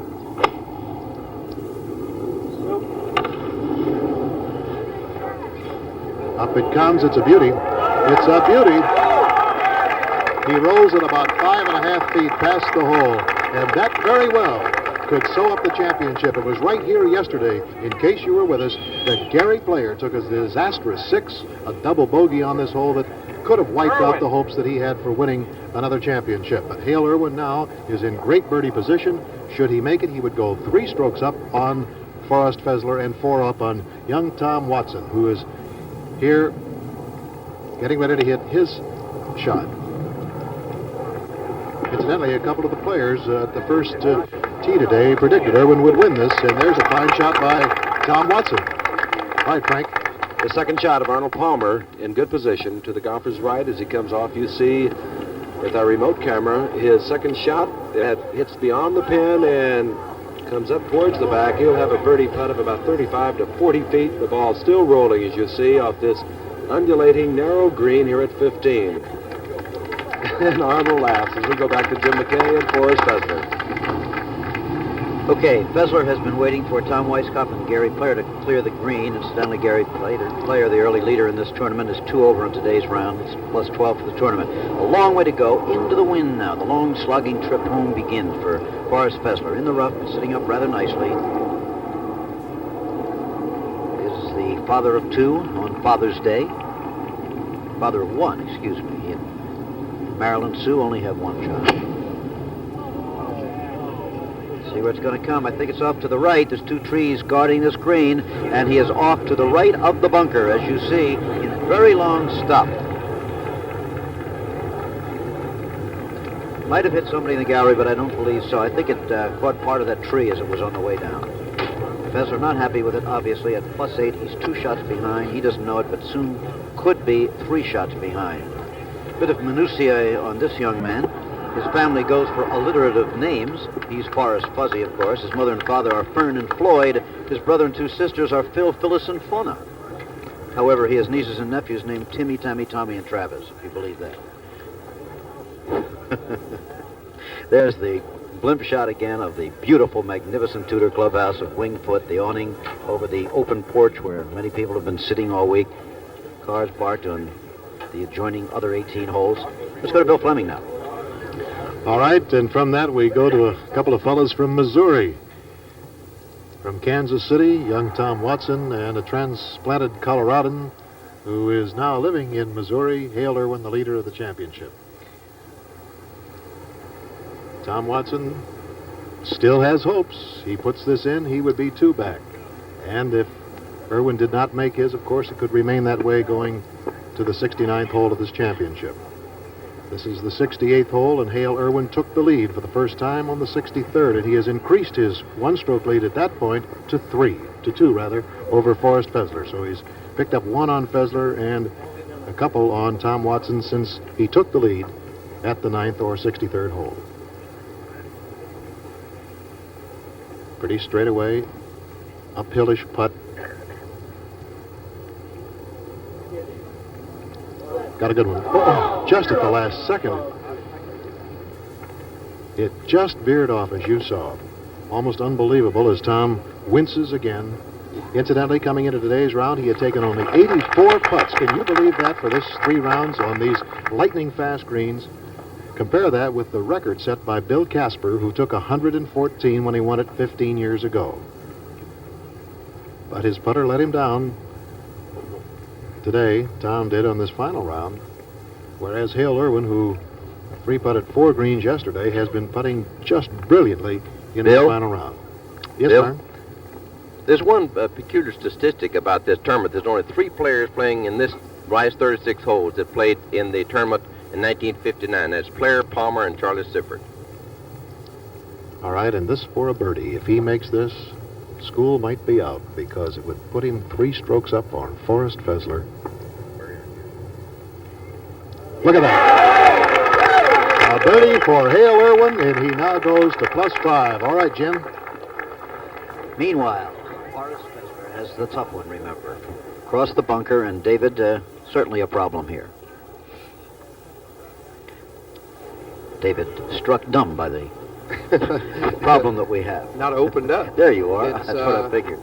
If he's down in there fairly tight, he's just going to have to try to play it out and not worry about getting it too close to the hole. And I'm sure he knows, until Hale made that birdie anyhow, if he could make 3 4s here at 16, 17, and 18, he would have a very good chance to win this tournament. But he's not going to be able to put anything on the ball at all. It should run quite a bit. Run. Almost to the other side of the green. He's got a very long putt coming back again for the par. Arnold Palmer going for a birdie putt from about 25 to 30 feet. And a delicate putt it is. Downhill. It'll bend to the left.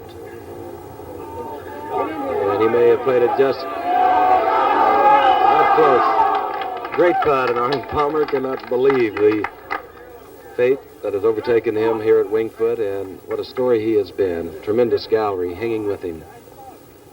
Let's go over to Henry Longhurst at 17. Now on the 17th fairway here.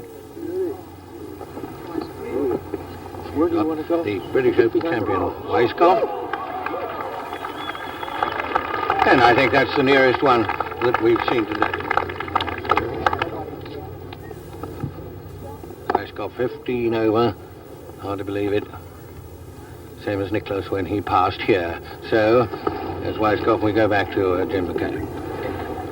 Where the mustachioed Forrest Fessler will be putting for a par from a long way off, about 30 to 35 feet. Fessler has had rounds of 75, 70, and 74 until today. Now back to you, Frank, 15. Hale Irwin on the tee, and he must know that he has a commanding lead at this point, but this hole, Tony, could cause him a lot of problems. He must be careful. Well, I see he's taking an iron off the tee, which he's playing ultra safe. The majority of the fellas have been playing 3-woods off this tee, Frank. It's perfect, though. It's straight down the heart of the fairway, so he'll have a medium iron into this green.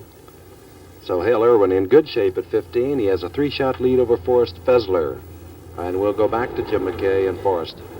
It's almost last gasp time for Forrest Fessler with 2 holes remaining. Remember, though, this is the kind of a golf course where somebody or anybody could take 7. It really is a little premature, even though he's 3 strokes behind. And maybe 4 if he doesn't make this. Will be 4 if he doesn't make this.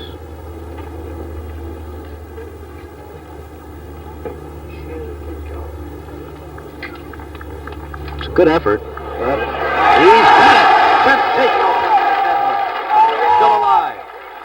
The 24-year-old from California, and when Dave Marr was talking to me earlier about character, I think that's what he meant. Is that it, Dave? That was a very good effort and a lot of character to make 4 from where he did, because he's almost off the world. Hey, how about another look at that? There it is. Great speed, and he kind of got up on his toes about this point as it went straight back down the middle of the hole. And once more, for the West Coast, for Hayward, California, where he was born. That's it. Be quiet now because there's somebody else playing here. But there is the determined Forrest Fessler, and again from the blimp, the 36 holes of Winged Foot. Irwin leading by 3. 4 over Watson, 5 over Palmer. We'll be right back.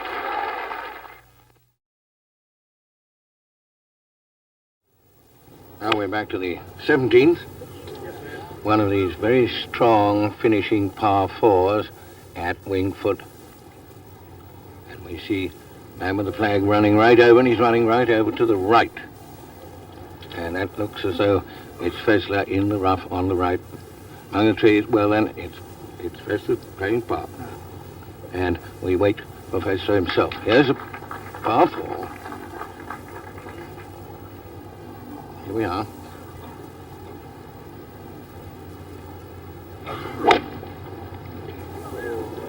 Now, he seemed very happy with that, just walked on afterwards. It nearly always means it's down the middle. Oh, good. Yeah. Right, we got Frank Gifford. For the second shot of Hale Irwin, a very critical shot, hitting to a narrow green, yawning bunkers on either side of the green. And Hale Irwin is short of the green, in front of the bunker to the golfer's left. He will have a very difficult approach shot from there, wouldn't you say, Tony? Because he'll have to come over a mound. Terribly difficult. Over that mound, it'll be very, very... He'll almost have to chip it right on the edge of the trap to run it down there. He's got a really tough job ahead of him to make a par here.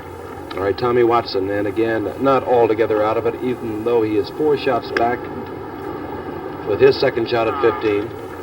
And he didn't like it. It's gone right. It's got the big bunker to the golfer's right, as you see it, to your left. This is by no means over yet, Frank. You know, with this finish ahead of these fellas, I think it's one of the most formidable finishes I've ever seen on any championship course. There's so many long iron shots, and just that little fraction, if the tempo goes for a little fraction, they rush it a bit, get a bit quick. It's so easy to finish, play the holes well and bogey them all. There's Forrest Fessler's ball on the 17th. You see he's not in the traps, but he's got a lot of tree problems there. There's no way, I can assure you, I was out there, that he'll see the green, and so he'll be trying to pitch it back out in the fairway and hit a short iron, hopefully in on the green. And now here on the 18th tee, 448 yards away from the green, par 4 18th is Gary Player, who led after the first round with a 70, but has found problems ever since. Gary Player. He is 12 over. He's hit the ball perfectly, just to the right side of the fairway, Chris, and it's just perfect. Gives him that wonderful entrance to this elevated green and a tricky green. Well, and the whole plays so long, too. He's playing along with Tom Weiskopf. They've added 30 yards this year, and it's just into the wind today. More players are hitting woods than any other. Weiskopf 15 over, Player 12 over. The defending British Open champion. It won't be long, David will be going there. Lytham and St. Anne's to bring the fans that telecast. And Tom Weiskopf has gone way to the right. Hit it long, but to the right. Yeah, that's the good news and the bad news. I hit it real long, but I can't find my ball. I thought Tom would play very well here, Chris. I thought he'd played here so many times and really looked like he'd have a good chance here. Let's go back to the broadcasting member, Frank Gifford.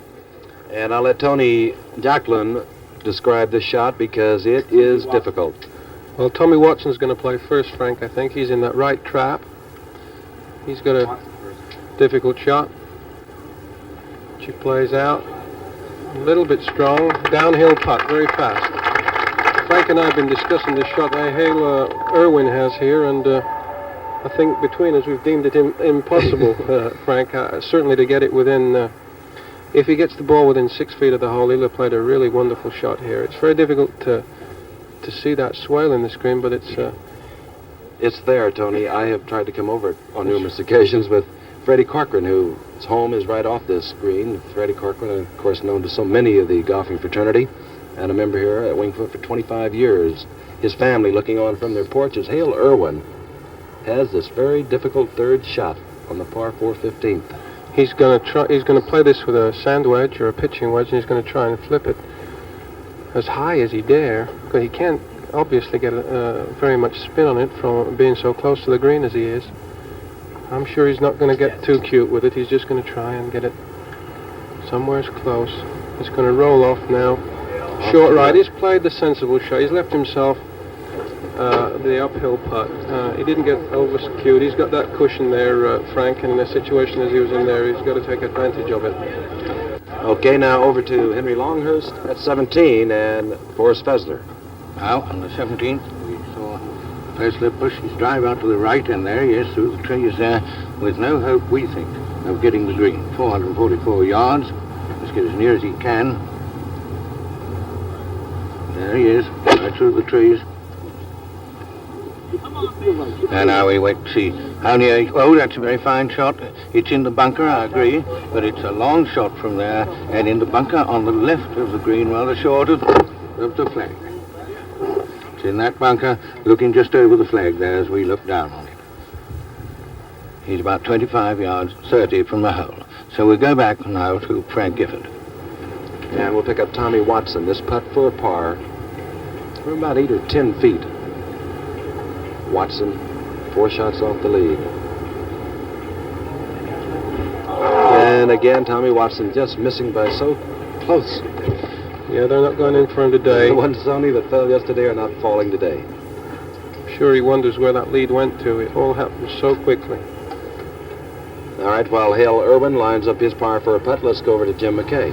Arnold Palmer into the wind on the 452-yard par 4. He changed his club once, a little indecisive on what he needed here. He needs a lot because a lot of people have left it short, as we said. Starts it off to the right, drawing in. Looks like a great shot. Still, the wind kind of stood it up when it got to the putting surface. But to get to this green is an achievement in itself today. Arnold, however, didn't like it, Frank.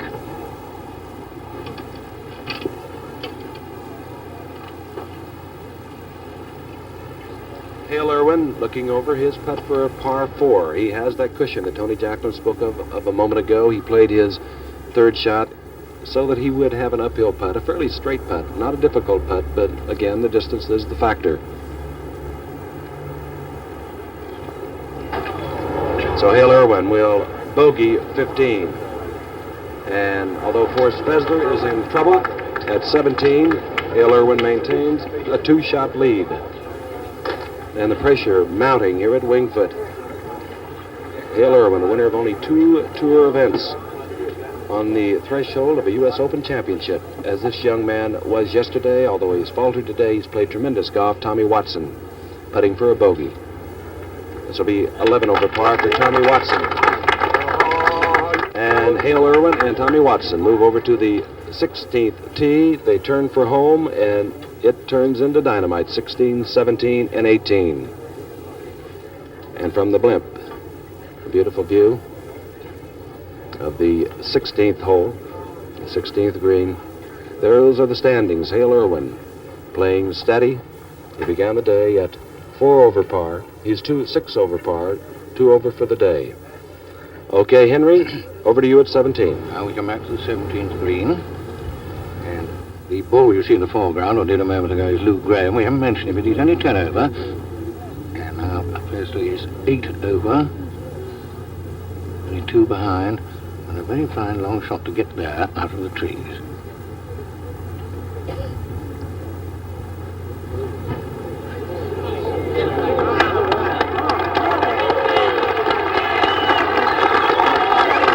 Well, they don't come much better than that at a moment like this, and it's certainly no more than 4 feet for Betzler, and he's hanging on absolutely wonderfully. Now we go to Chris Schenkel. Tom Weiskopf's third shot on the par 4 18th. He had hit it long and to the right off the fairway, had to come over one of the high and beautiful trees here at Wingfoot. He has found the green with his third shot and will have about a 25-foot putt. Right back to Jim McKay. Hale Irwin, the leader on the 16th tee, and now it is his turn to turn into the wind. A wind which at this moment is beginning to settle down a little bit. Whether that's permanent or not, we don't know. Sometimes as you get near the end of the day, the wind will die down. However, it's still quite strong and gusty at this point. The spectacled leader from Colorado putting it off to the right. There you see it. And that's in some fairly long rough. He's going to have his problem. He's too far to the right. He could have tree problem coming up to the green. On the other hand, he does have a valid chance to get there, but he's not too happy with the shot. Now Tom Watson. Watson, who lowered his score by 2 shots a day until today at 73, 71, 69. On today's round, he is 7 over.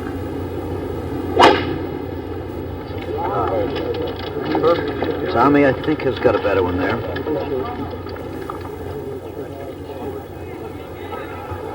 And there he is on the left side of the fairway. A little cozy with the left tree coming in, but he has a good, in fact, an excellent shot into the green, right into the opening. So Irwin and Watson have hit theirs as they turn into the wind. There you see how they stand. Now, Irwin just 2 ahead of Forrest Fessler, and that Fessler is tough right now. Remember, he holed about a 35-foot putt for a par. On the last hole, he's fighting again on 17. Let's go up to Chris Schenkel. From the long grass, Gary Player, who was the first-round leader and one of the few men to win all 4 major championships, just off a victory at Augusta, his second. This is his third shot on the 72nd hole. At the moment, he is 12 over. He's played a very nice shot there. Oh, hasn't he? Just as good as you could do out of the tall grass. He and Tom Weiskopf, who won last year's British Open and will be defending it this year at Lytham St. Anne's, as we go back to our British commentator and friend, Henry Longhurst. Now we saw that brilliant recovery by Fessler from the bunker on the left of the green. I should say it's 4 to 4.5 feet. This would keep him within 2 of the leader.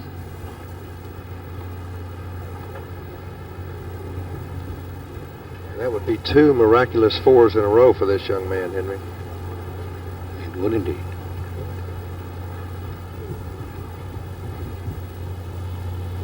Oh, right in the middle. This championship's by no means over yet. That might well be the winner, although he's 2 behind at the moment. Fessler just finishing the 17th. So now we go to Chris Schenkel, 18. All right, for a hard-earned 4 at the home hole, Tom Weiskopf, who is 15 over. This putt will really break to the left. And I'm afraid he's got it a little too hard to get all of the break that was there. Not too bad a putt. Tom Weiskopf, who started out at 11 over, will finish, if he makes this 3-footer, at 16 over after 72 holes. Tom Weiskopf. David, Player's chip out of that long grass was a thing of beauty. He's remarking his ball here now. Let's see that shot again. Well, he's in the very deep rough, and I'm sure that what you try to do here is lead a lot with your left hand. Hold on very strong with your left, and you're not actually trying to hit the ball as much as you're trying to play a trap shot. You take a lot of turf there and get the ball as high as you can by letting your right hand pass your left just about at impact, but you've got to hold on very firm with your left hand. Now for a par 4 at the 72nd hole, Gary Player.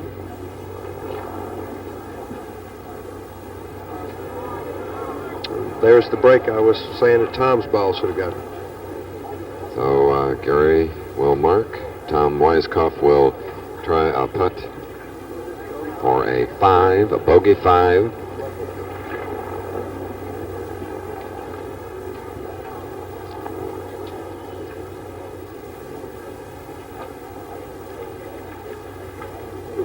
So that's a round of 75 for Tom Weiskopf, 16 over. Tom Weiskopf. Let's go to Jim McKay. All right, now, Arnold Palmer has cleared the 16th green, along with Jim Colbert, after making his par. Now, Hale Irwin has shown some of the same indecision that Palmer did. He has finally selected a wood club out of this fairly long rough. Got a long way to come into the wind. Let's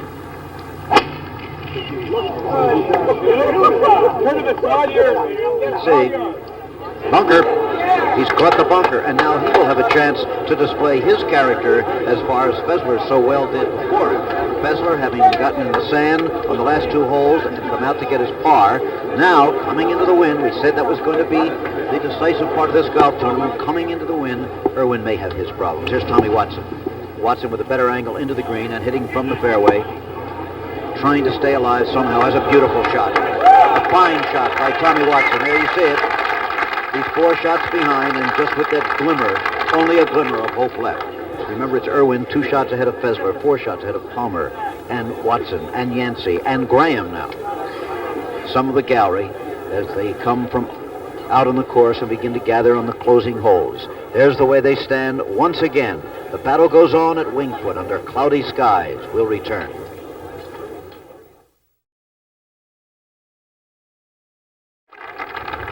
From overhead, you're looking at Winged Foot as Hale Irwin begins the long drive for home. He's on the 16th hole. He was in the bunker, remember. He has come out of it beautifully. We're going to try to give you a look at the shot he hit while we were away, but he has left himself a considerable putt for the par 4. Not as long as far as Fessler had here. Here again, here's the shot he had of the sand. You see it coming up.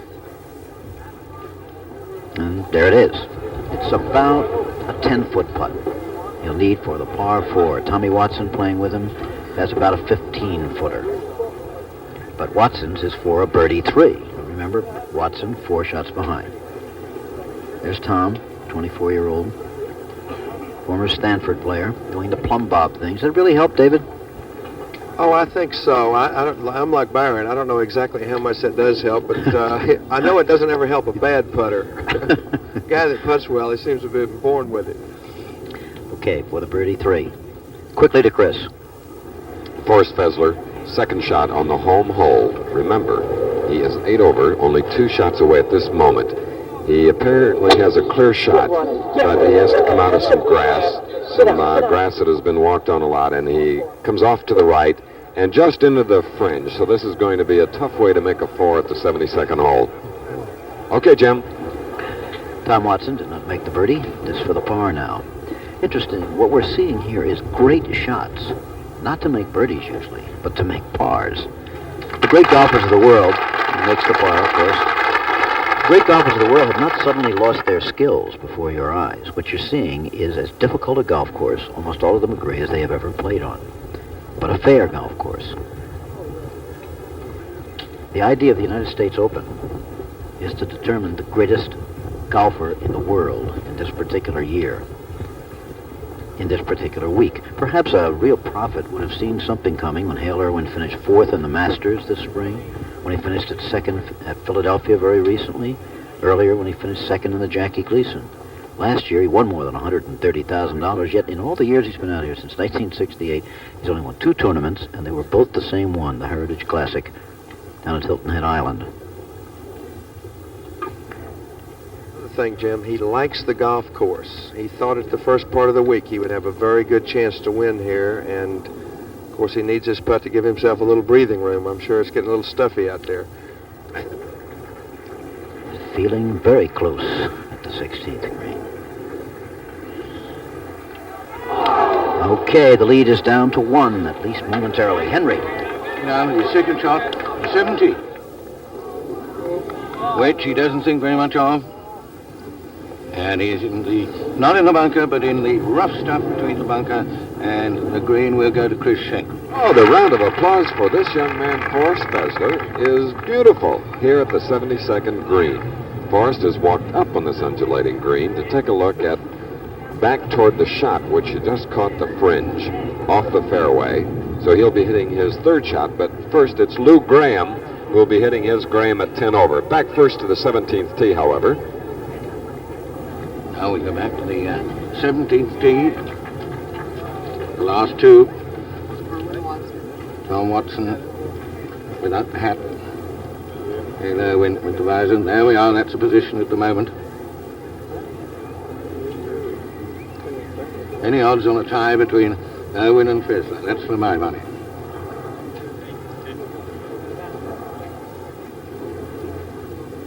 That's Hale Irwin slipping a bit. And in the old days, before they used to put the leaders out last, it was always reckoned there was a great advantage if you could get a good score posted and get your blow in first. And so it will be with Fessler. There's the model of the hole, 444 yards, that distinct dogleg to the right. Something put him off.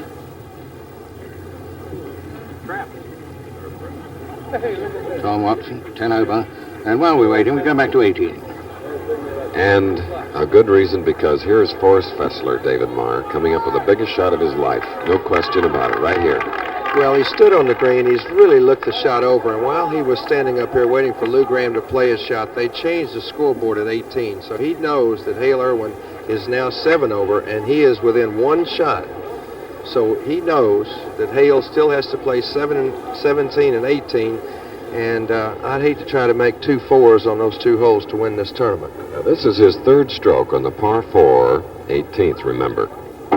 It's almost, again, an impossible shot to get close to the hole. I think he's going to have to depend on some sort of long putt. If he could get within 10, 12 feet, he's played a good shot.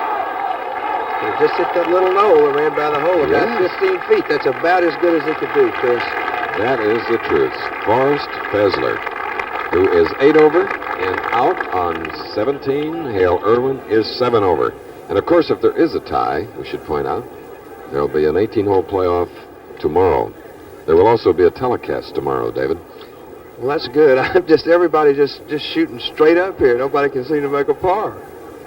All right, there's Forrest Fessler at the 18th green. Right now on the tee at 17, Tom Watson. Henry? Yes, Tom Watson here on the 17th tee. 10 over.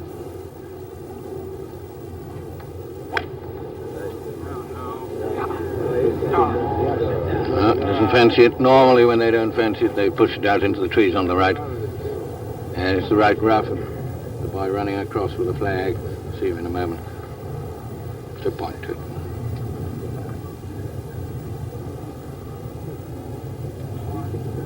Hale Irwin. Lead only by 1 now.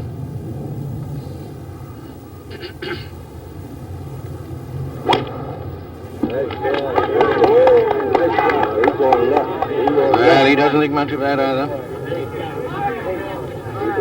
And it's just in the short rough on the other side on the left. We go back to Chris Schenkel. Everything is very silent around the 72nd hole, the 18th green. Forrest Fessler, who has never won, yet won over 100,000 last year, has had 3 second-place finishes in big events. As you see the story visually, Hale Irwin at 17, 7 over. Forrest Fessler at 18, 8 over. This putt, 15 feet or more, perhaps a little bit more, is for a par 4 to remain 8 over, David. Well, there's so many things that can happen if he does miss and, in fact, shoots 289. Hale could possibly bogey the last 2 holes for 289. And anybody at 10 that could make a birdie could shoot 289. I mean, it's still, anybody 10 is not out of it. If he makes this, though, you may have your champion right there. He's hit it a little to the right. It went the opposite way. I could see him turn to Lou Graham. I felt like it might break a little to the left, too. And just when he thought it was going to break the left, it moved out a little bit to the right. Just barely tapped it, and that baby took off. Well, he's still got one left, too. I guess. This is for a bogey 5 to put him in at 9 over, or 289. But by no means out of it. No. I mean, if Hale's in the rough to the left at 17, he's got no cinch par there by any means. Now, if he makes this putt, Forrest Fezzer, give him an even par round of 70 today, while Palmer is for a par at the 17th green. He would remain then 10 over. Well, let's say they both got to make them to have any chance. Right.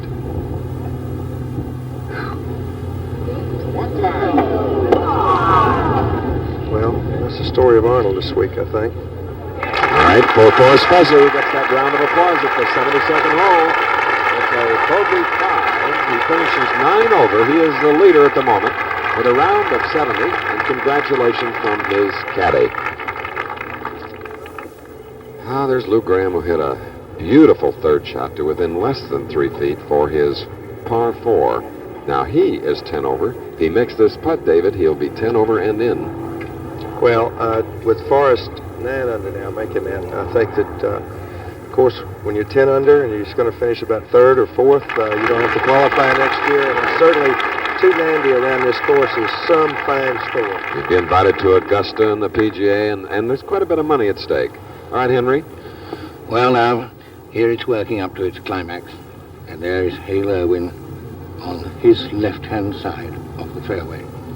17th. Something put him off. He start again. Don't blame him.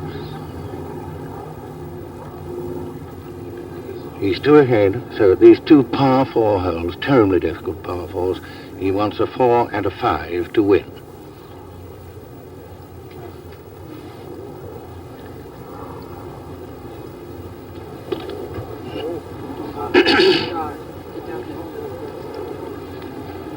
Well, that's not the way to do it. Maybe he had a bad lie there. We couldn't quite see the ball, but it's only gone about 130, 40 yards.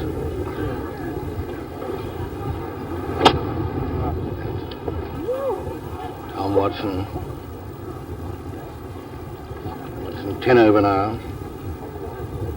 That is a left rough for Tom Watson. And it's way behind those trees for Tom Watson.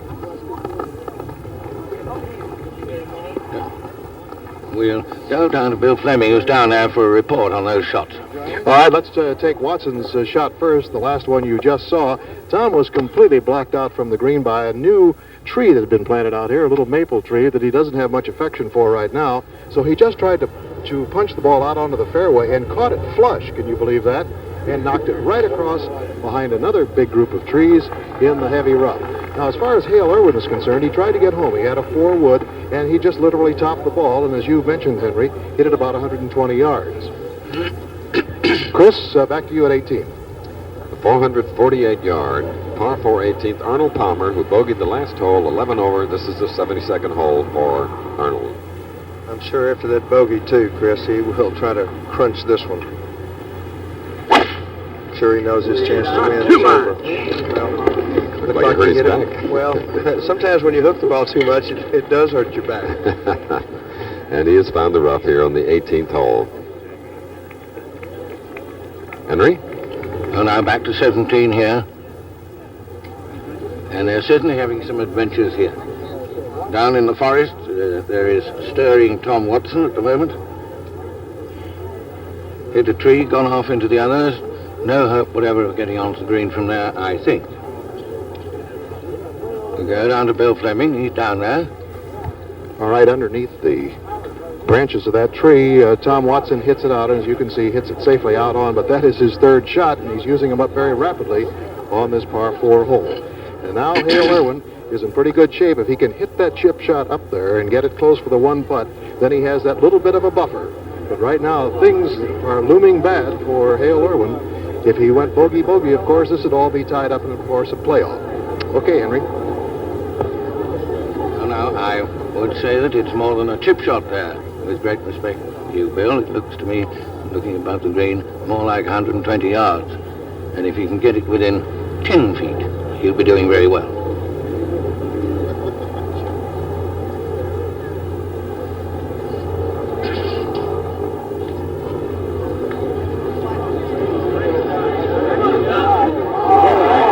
That, I can promise you, is a very courageous and magnificent shot at this moment, and it is just about the 10 feet that I mentioned. If he could only get that one in, he would have 5 to spare on the last hole. But if he doesn't get this one in, what a prospect of having to get a 4.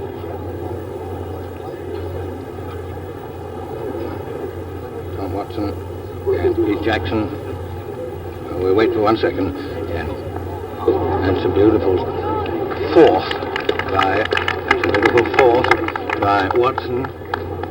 But it is, after all, his fourth, and it's a par 4.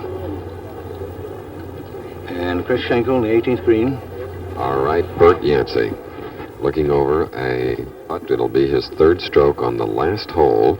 At the moment, Yancey is 10 over, 2 over on his round today. He could make this. What looks like an impossible putt as we're directly behind it, David. It would put him in at 9. Well, he'd still have a chance to win because Fessler's leading.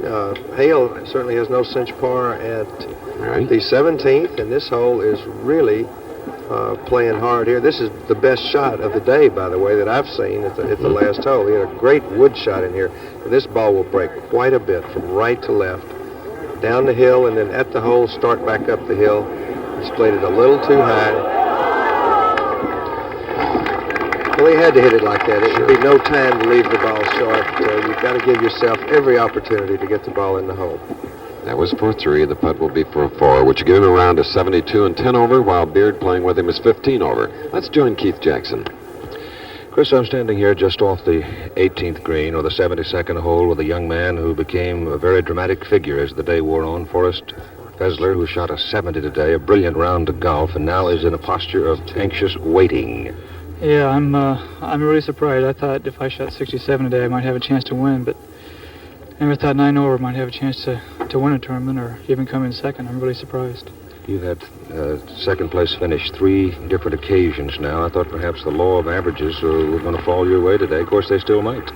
Yeah, you never know. This course is just so tough. I could have had a couple bogeys coming in myself on the last few holes, and I got up and down on 16 and 17, and 18 I just had a really good chip shot and good putt.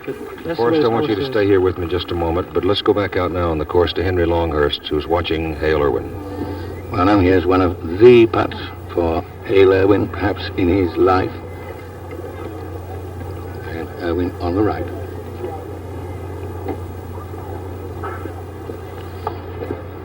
Yancey, this for a par.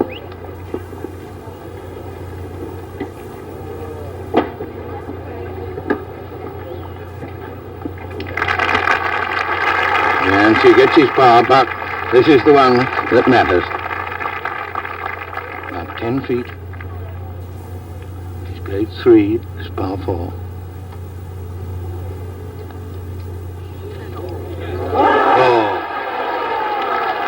Well, what a putt, and what a moment. It really is magnificent by Hale Irwin. That's not a birdie. One. So now he's got that in hand, and he'll have a 5 to win.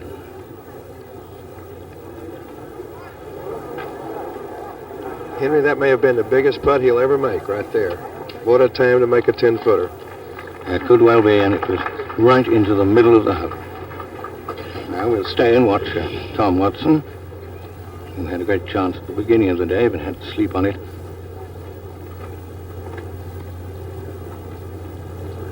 He's only 10 over, only 3 behind. This again is his 4th shot. Practically 5th. Oh, well, he finishes with a good putt now, Tom Watson, when he goes to 11 over. Now we go to Chris Schenkel. All right, and David, once more, videotape as we see Arnold Palmer moving back to his 3rd shot on the par 4 18th hole. Let's see Hale Irwin's big putt.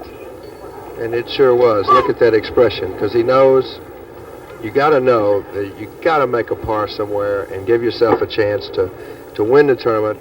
He let those two bogeys, 15 and 16, get him, and sometimes it's very hard to turn off. All right, now Arnold Palmer, 11 over, third shot on the par 4 18th. Had trouble with his drive. This is where he put his second, now his third.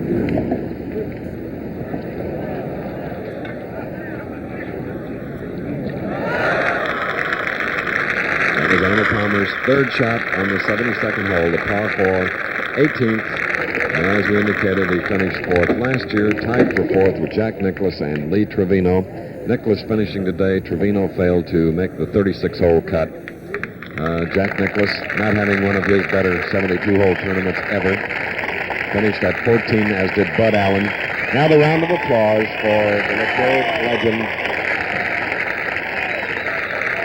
He's really something else. Look at the people. What can you say? Only that he deserves it. Well, that's for sure, but it's really something. Now he just turns them on. 11 over, Jim Colbert, 12 over. And I think there's some here that still think he's got a chance to win, the way they're yelling at him.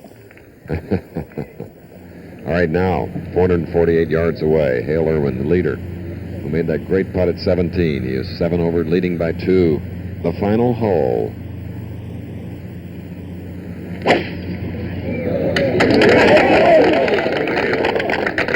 Long look at those spectacles, and there it is in the fairway, a bit to the right of center, David. Perfect. You could not dream of any better drive at the last hole. With the trees and so forth, you know you don't want to make a double bogey. What a time to hit a drive right in the perfect spot. Now Tom Watson, who led going into the play today at 3 over, he's now 11 over. Tough break. Well, that's too bad. He's such a real fine player and a nice young man. He thought out for a nice round of golf, and it turns into a nightmare on you. And Tom Watson has hit it to his left as the golfer plays this dogleg hole. He is in the rough. Sid Bing Moxie, the 4 caddy, now coming up with one of the marshals. And the marshals here have done a great job at formerly your home course, Davis, where you've been an assistant pro here, along with Mike Suchak, Jackie Burke, Shelley Mayfield. Just a host of great players that got a lot of knowledge from Claude Harmon. Well, that's true, and there are a lot of people that have done a lot of work that don't ever get mentioned, like Gene Hayden, the caddy master, and Mo, the guy that takes care of the clubs in the back of the shop, and of course, Claude Harmon, the host pro here this week, and all the members, the people that have volunteered their time from various committees to do a job. I'm going to put a pat on the back for Ted Horton. Oh, definitely. He's the greenskeeper, and he did an excellent job shining these greens to their slickness that they are now. Jim Colbert, who is 12 over, getting up there about 4 feet away. This is the way things are as Hale Irwin is walking up the 18th fairway, leading by 2. Forrest Fessler has finished. He's 9 over. Lou Graham, 10. Bert Yancey, 10. Arnold Palmer is 11 at this point. Tom Watson, 11. Jim Colbert, 11. Colbert and Palmer on the 18th, and there is the Buffalo.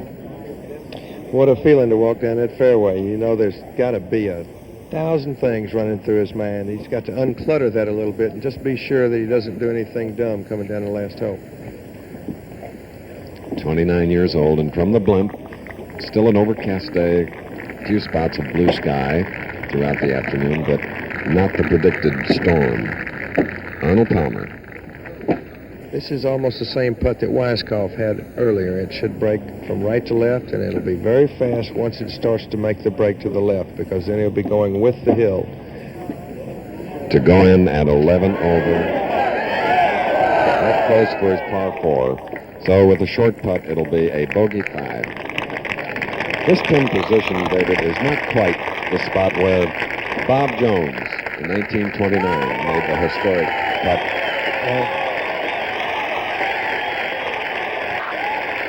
Listen to that. Well, it's just amazing. As you said, it's not quite the same spot where Jones made his putt from, because, as we said earlier about the rain, they were expecting a lot of rain today, and they did move the flag from where it was in 29 up to a little higher spot in the green. So in case you did get a lot of water, it wouldn't be around the hole, and you could play. Now Jim Colbert. This putt should break a little bit right to left, and an important putt for Jim because it will keep him, 12 over? Right. And certainly another fine finish in a major championship. He played very well at the Masters, as we said earlier. As a matter of fact, he made a 2 at the last hole there, if you remember. He needs this for a par 4. Break from right to left. Definitely a speed putt. Also a former football player like the leader, Hale Irwin, coming up the fairway. So Jim Colbert is in with a round of 74 today in a 12 over, joining Arnold Palmer. Forrest Fessler in 9 over, back out on the fairway to the leader, who at this point is 7 over, playing the final hole. Hale Irwin battling, looking at the blimp. Well, we mentioned earlier about it being Father's Day, and I know Hale's wife Sally is home in Colorado, and I'm sure she ought to just calm down a little bit now. It looks like he's got things under control after making that putt at 17. And a great putt we all remember at 7 for a 3, a great one.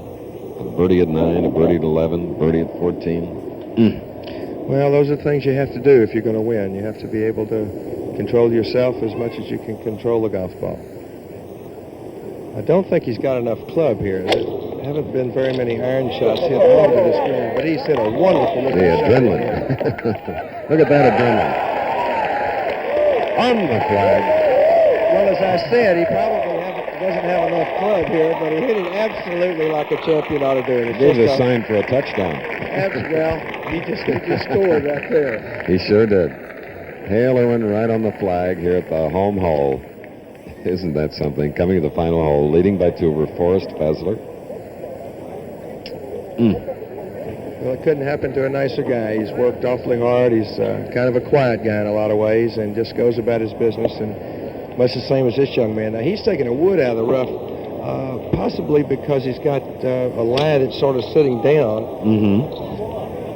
And sometimes a wood can get through there easier, but he pulled it a little bit to the left, and I think it hit the tree, didn't it? We talk about the beautiful trees that's under one that lost its top, and in the top of that tree are a lot of spectators here at Wingfoot. More later.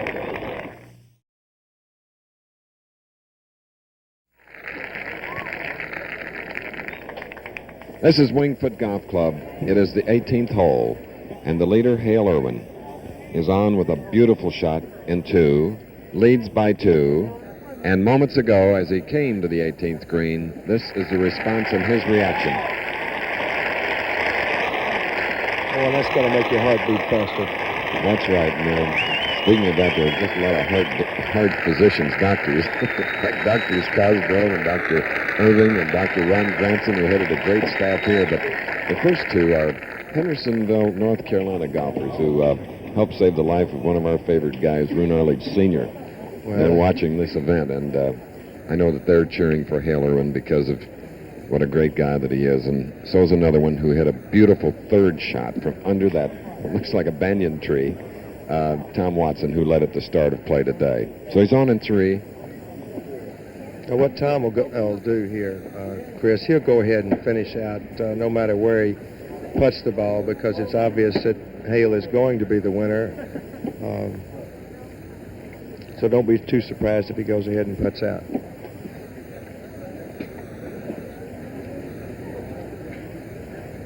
I'd like to see him make a putt for a change. Well, that's what kind of day it's been. 24-year-old Tom Watson.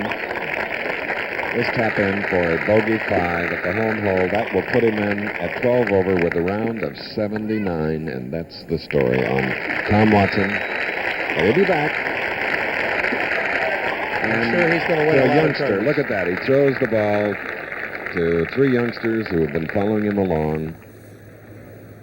And Hale Irwin now taking plenty of time, looking from beyond the hole here at 18. You know, Ed Schneider was the general chairman here of the tournament, the tournament manager Nancy Jupp, the general manager James Noletti, grounds committee John Breckenridge and Wilson Barnes. How about the honorary chairman, Gus Benedict? Oh, yeah. Of course, Tom Curtin, what a program they had this year. And Jack McDermott, as we see how it stands, on in 2 in regulation. It's a par 4 18th hole. Hale Irwin, 7 over, leading Forrest Fessler by 2. What a nice, comfortable little situation. Well, you know he'd like to hit a good putt here. He can, of course, 3-putt and still win the tournament, but you don't want to do that. He's hit such a great shot in here. You would like to, as Arnold has done so many times in the past, he'd like to make a birdie and finish like a real champion. Mm-hmm.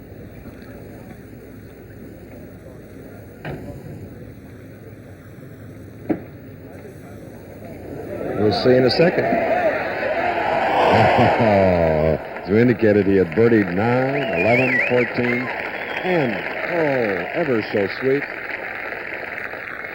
There it is, the United States Open champion. And there goes the ball. Like a forward pass for Colorado.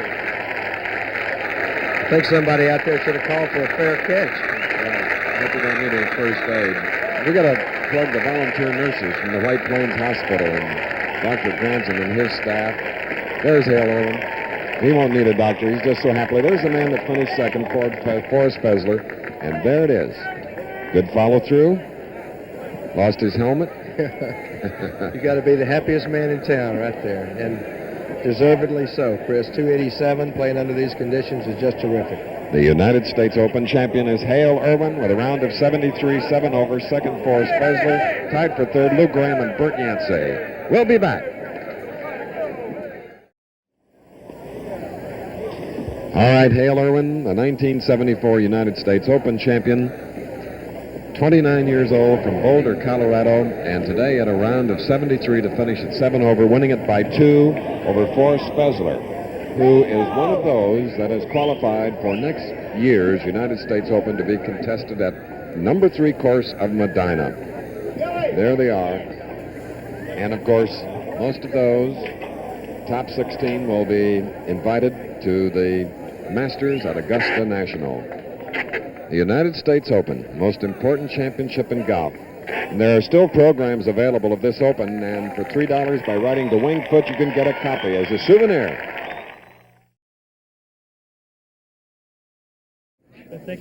We're down here on the 72nd hole. On my left, Forrest Fessler, the man who almost did it today, and Hale Irwin, the man who did do it today. A couple of young men, 24 years of age for Mr. Fessler and 29 years of age for Mr. Irwin, who realized a dream, I guess, Hale? That's exactly right, Keith. I haven't told anyone but my wife. About 3 weeks ago, I had a dream. I won the U.S. Open, and it's just a dream come true. There was a fire burning in the eyes last night when you went home because you were very positive in our conversation late yesterday afternoon. Well, I was trying to be as positive as I could. I felt good about today. I felt like it was a day to go out and try and eliminate the mistakes and let the other guy make them. And everyone made them today. I made a lot, but it's just that type of golf course. You just can't get away with no mistakes. I had a feeling that when you saved par on 7 coming out of the bunker today and then knocked in a tough putt, that might have turned things around for you. 7 was a good hole. It looked like I was going to make a bogey, and I made a good 12 or 15-foot putt for par. And as good as I felt, though, and then I missed that little 5 or 6 footer at 8. But actually, the putt at 9, that long one, about 40 feet that went in, that to me was a very, very big putt. You now will become one of the pursued rather than a pursuer in the legends of golf because your name goes alongside some of the greatest names in the history of it. Well, that pleases me to no end. I'm just as happy as I can be, Keith. Our congratulations to you. I'm sure you'll be a great U.S. Open champion. Well, I'll certainly try. The men that have worn the U.S. Open crown before me have all been extremely good players and very fine gentlemen. I only hope I can duplicate that. I'm sure you will. And Forrest Fessler, the best to you. Your turn will come. Thank you, Keith. I hope so. So there are the 2 young men who provided the greatest drama of the day as Hale Irwin wins the 1974 U.S. Open Golf Championship here at Wingfoot in Mamaroneck, New York. Folks, would you please move behind the rope? Here again is Chris. All right, winning it by 2 shots, and the man that for 2 years was an all-Big 8 defensive safety at Colorado, winning 2 Heritage Classics, father of a 2-year-old daughter, Becky. And let's see one phase of where he clinched the victory. As we said, he had some birdies coming in, and of course a big putt at the 7th hole for a 3. Here is the par putt. And look at that. Earlier, and he made a couple of fine putts. He was off his feet with joy. But here he knew he was getting closer to the 72nd hole, and it was a joyous calm, I guess you could call. That was at 17, you remember. And he needed that baby because there was only one more hole to play. As you look at scores of top players, Johnny Miller, the defending champion, at 22 over. Tom Weiskopf, who will be going to Royal Lytham and St. Anne's to defend his British Open Championship. Bruce Crampton, Hubert Green at 20. J.C. Snead, and incidentally, his uncle Sam Snead did qualify for this United States Open, but had to withdraw because of a cracked rib. And we hope Sam will give it a try again next year. Other 72-hole scores, Bruce Summerhays, Andy Bean, and there you see one of the three amateurs that made the cut, Bill Heineman. You see two of them right there, as a matter of fact, Andy Bean. The low amateur, incidentally, was Jay Haas, who had a 77 today, finished at 27 over, and he happens to be the nephew of professional Bob Golby from Belleville, Illinois. We congratulate him.